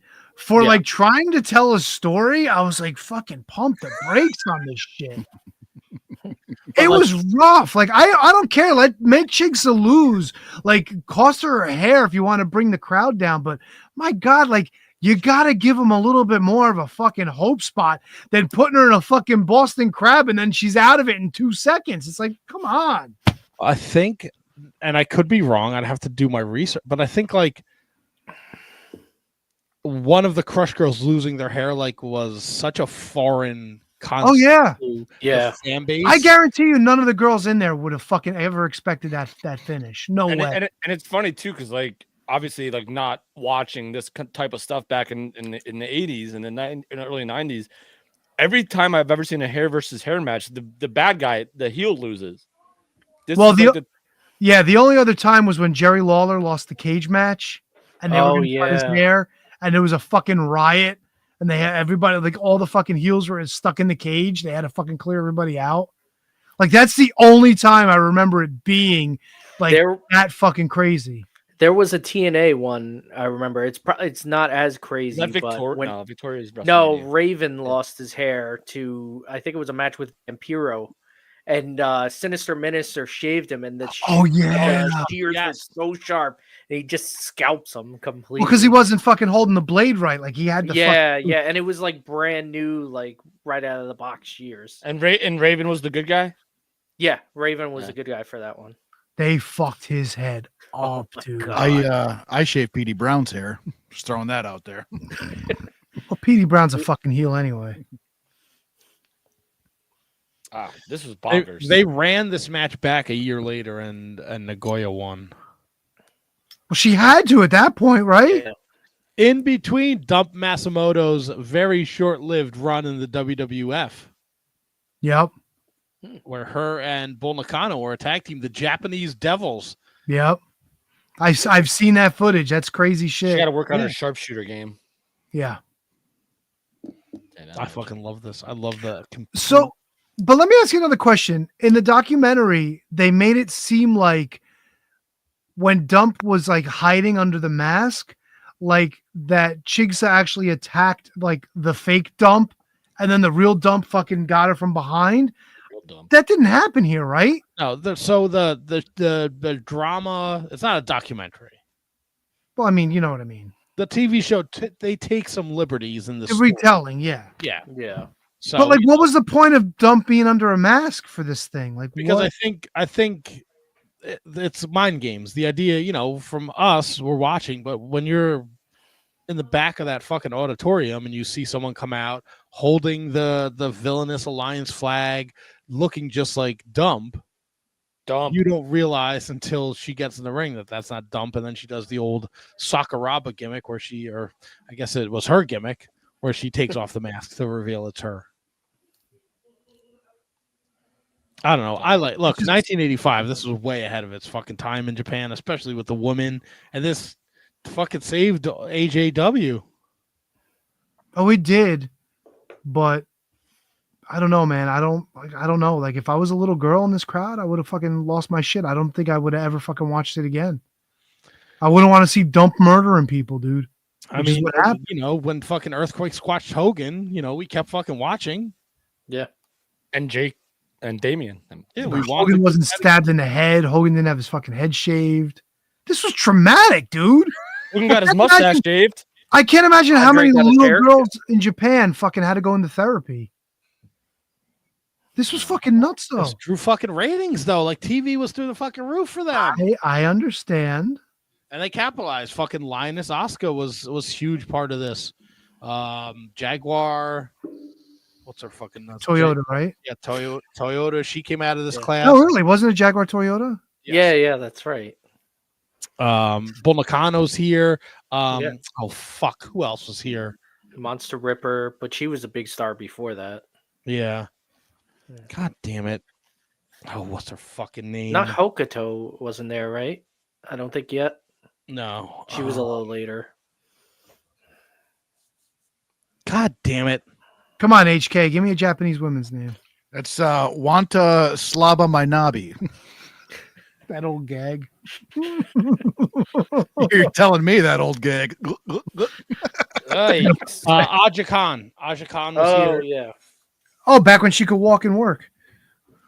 As opposed to that fucking tournament they gave us during the pandemic. Number 7 or 8? Aja Khan. I worked. Wasn't she in the Rumble? Wasn't she in the Women's Rumble? Maybe. Or am I making I don't that think up? so. No, you're thinking of Karma, I think. Yeah. No, Yeah, the Women's Awesome Rumble. Kong. Ryu Mizunami? Fucking pulling the ropes and shit. Oh no, Aja Kong was when AEW started, right? She was with them. Yeah, she was in the Eliminator tournament. Yeah, that's right. In the fucking warehouse with a referee wearing a fucking mask and pads and a fucking body. And she was in the tag match at Double or Nothing. Worked a show with Aja Kong like a year and a half ago. She's walking around smoking squares. Oh, by the way, Chigsa these days, she a pleasantly plump woman. God bless her. She likes to eat. Maybe she got one of them rice cookers that Kyle was talking about. That could You be. eating? You eating? What the fuck? What? Seriously, Kyle's Asian?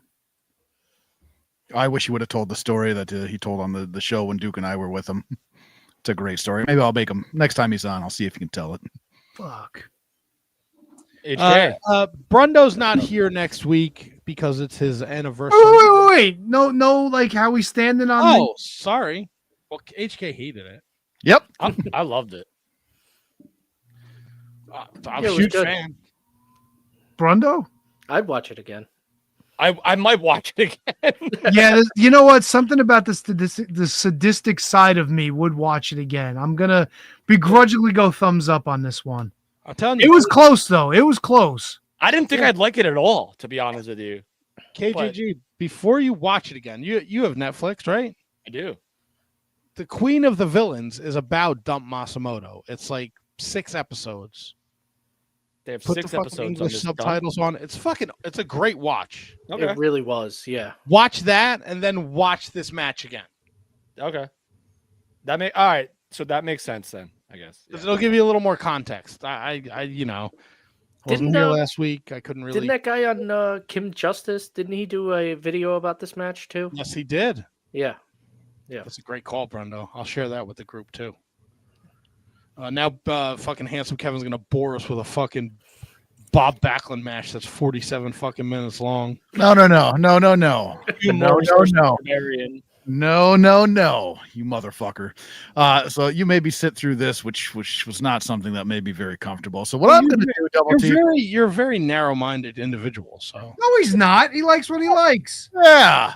Yeah, don't be a dick. Yeah, thank you, Tony. With the He's Y. just very fucking. He's got his blinders on. If it's not the WWE, I don't got my blinders on. If it's not, no, Some not fucking at all. I podunk. don't need to see. Podunk, fucking Minnesota wrestling. He doesn't care. You fucking hate women's wrestling. You fucking hate it, and you make me this? watch it get fucking brutalized. I didn't Not. do anything. You could have lied. I'm not gonna lie. I'm gonna do the homework. You could have just Googled it and fucking read Cliff's. Oh, you do the homework. You don't half-ass this shit. You get deep. You get deep. Now. Yeah. No, Double T. We are stepping outside of the realm of watching a match for my homework. Oh no. Oh yes. Oh yeah. We're stepping inside the realm of watching a short documentary about wrestling. And that documentary can be found on YouTube. Is that something we can do? Well, I believe when homework was introduced, we said, could be matches, it's got to be wrestling related, right? He's not wrong. I'll allow it. I think this is something I've already watched. But go ahead. that is what we introduced as homework, just wrestling related. And this is a wrestling related short documentary. And it's entitled Buck Zumhoff. No. Buck Zumhoff. I'm sorry. What? It's called Buck Zumhoff Rock the Cradle. It's a documentary. No. Wow. What is this about? Well, you'll have to watch the documentary. It's only 25 minutes long. All right. Yeah. Cool. Yeah. Shorter than this Dump Masamoto match. Yes, it is. Let's see here. It doesn't give a description. The proof is in the pudding, my man.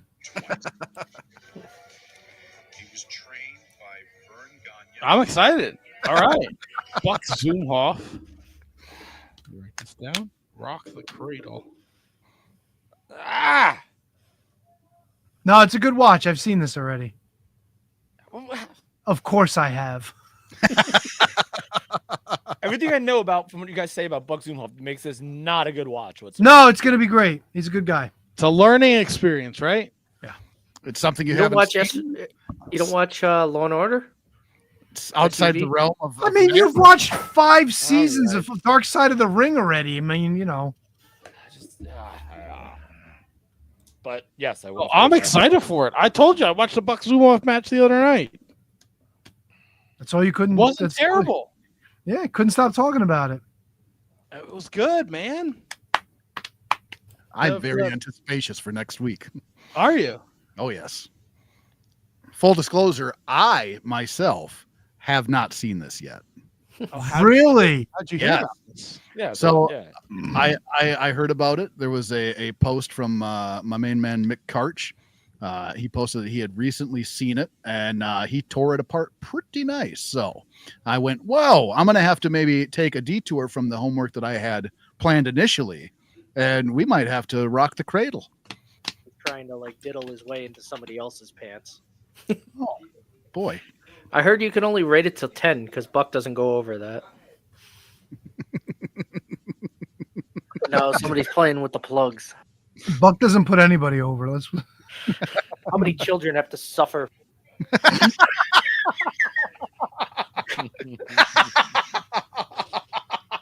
You're quick in and out. How much of amazing she made that work. How much 9 of and 10 years amazing. old? Oh, yeah, that'll go over great. And I talk about Buck a lot. How do all of Rundo's drops fit into Talks about what he knows, dude. Oh, fuck me running. Holy shit. All right, so that's next week's homework. What do we got next week? Joel Goodhart will be joining us to talk about TWA One and Done, WrestleCon 2025 down at the ECW Arena in May. So You're that'll getting be a banner.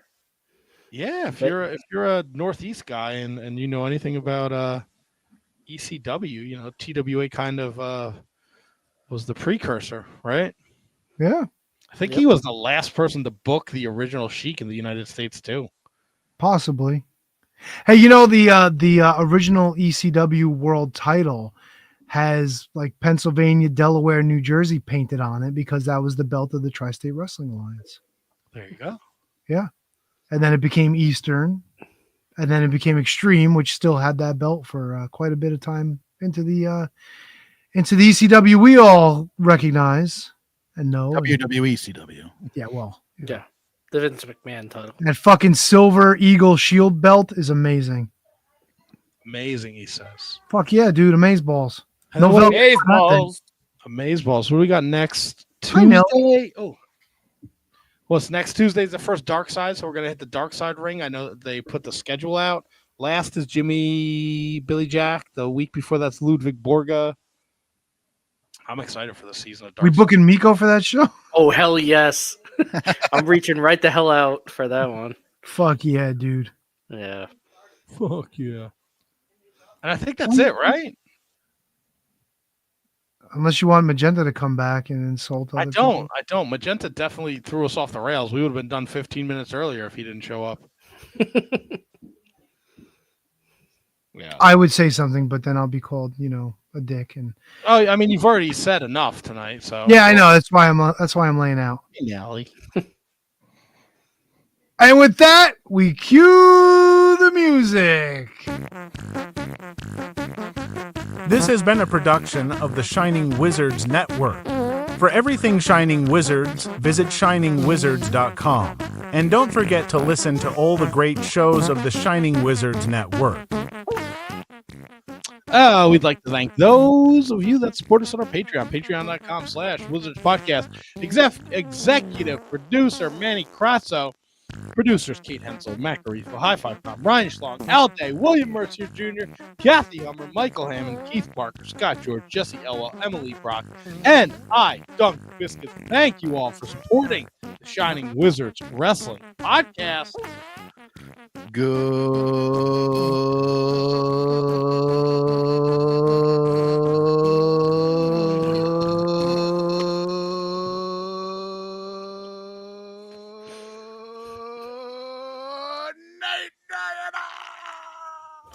Speaking of needles and penises, Yep, horny. Gotta go. you're naked?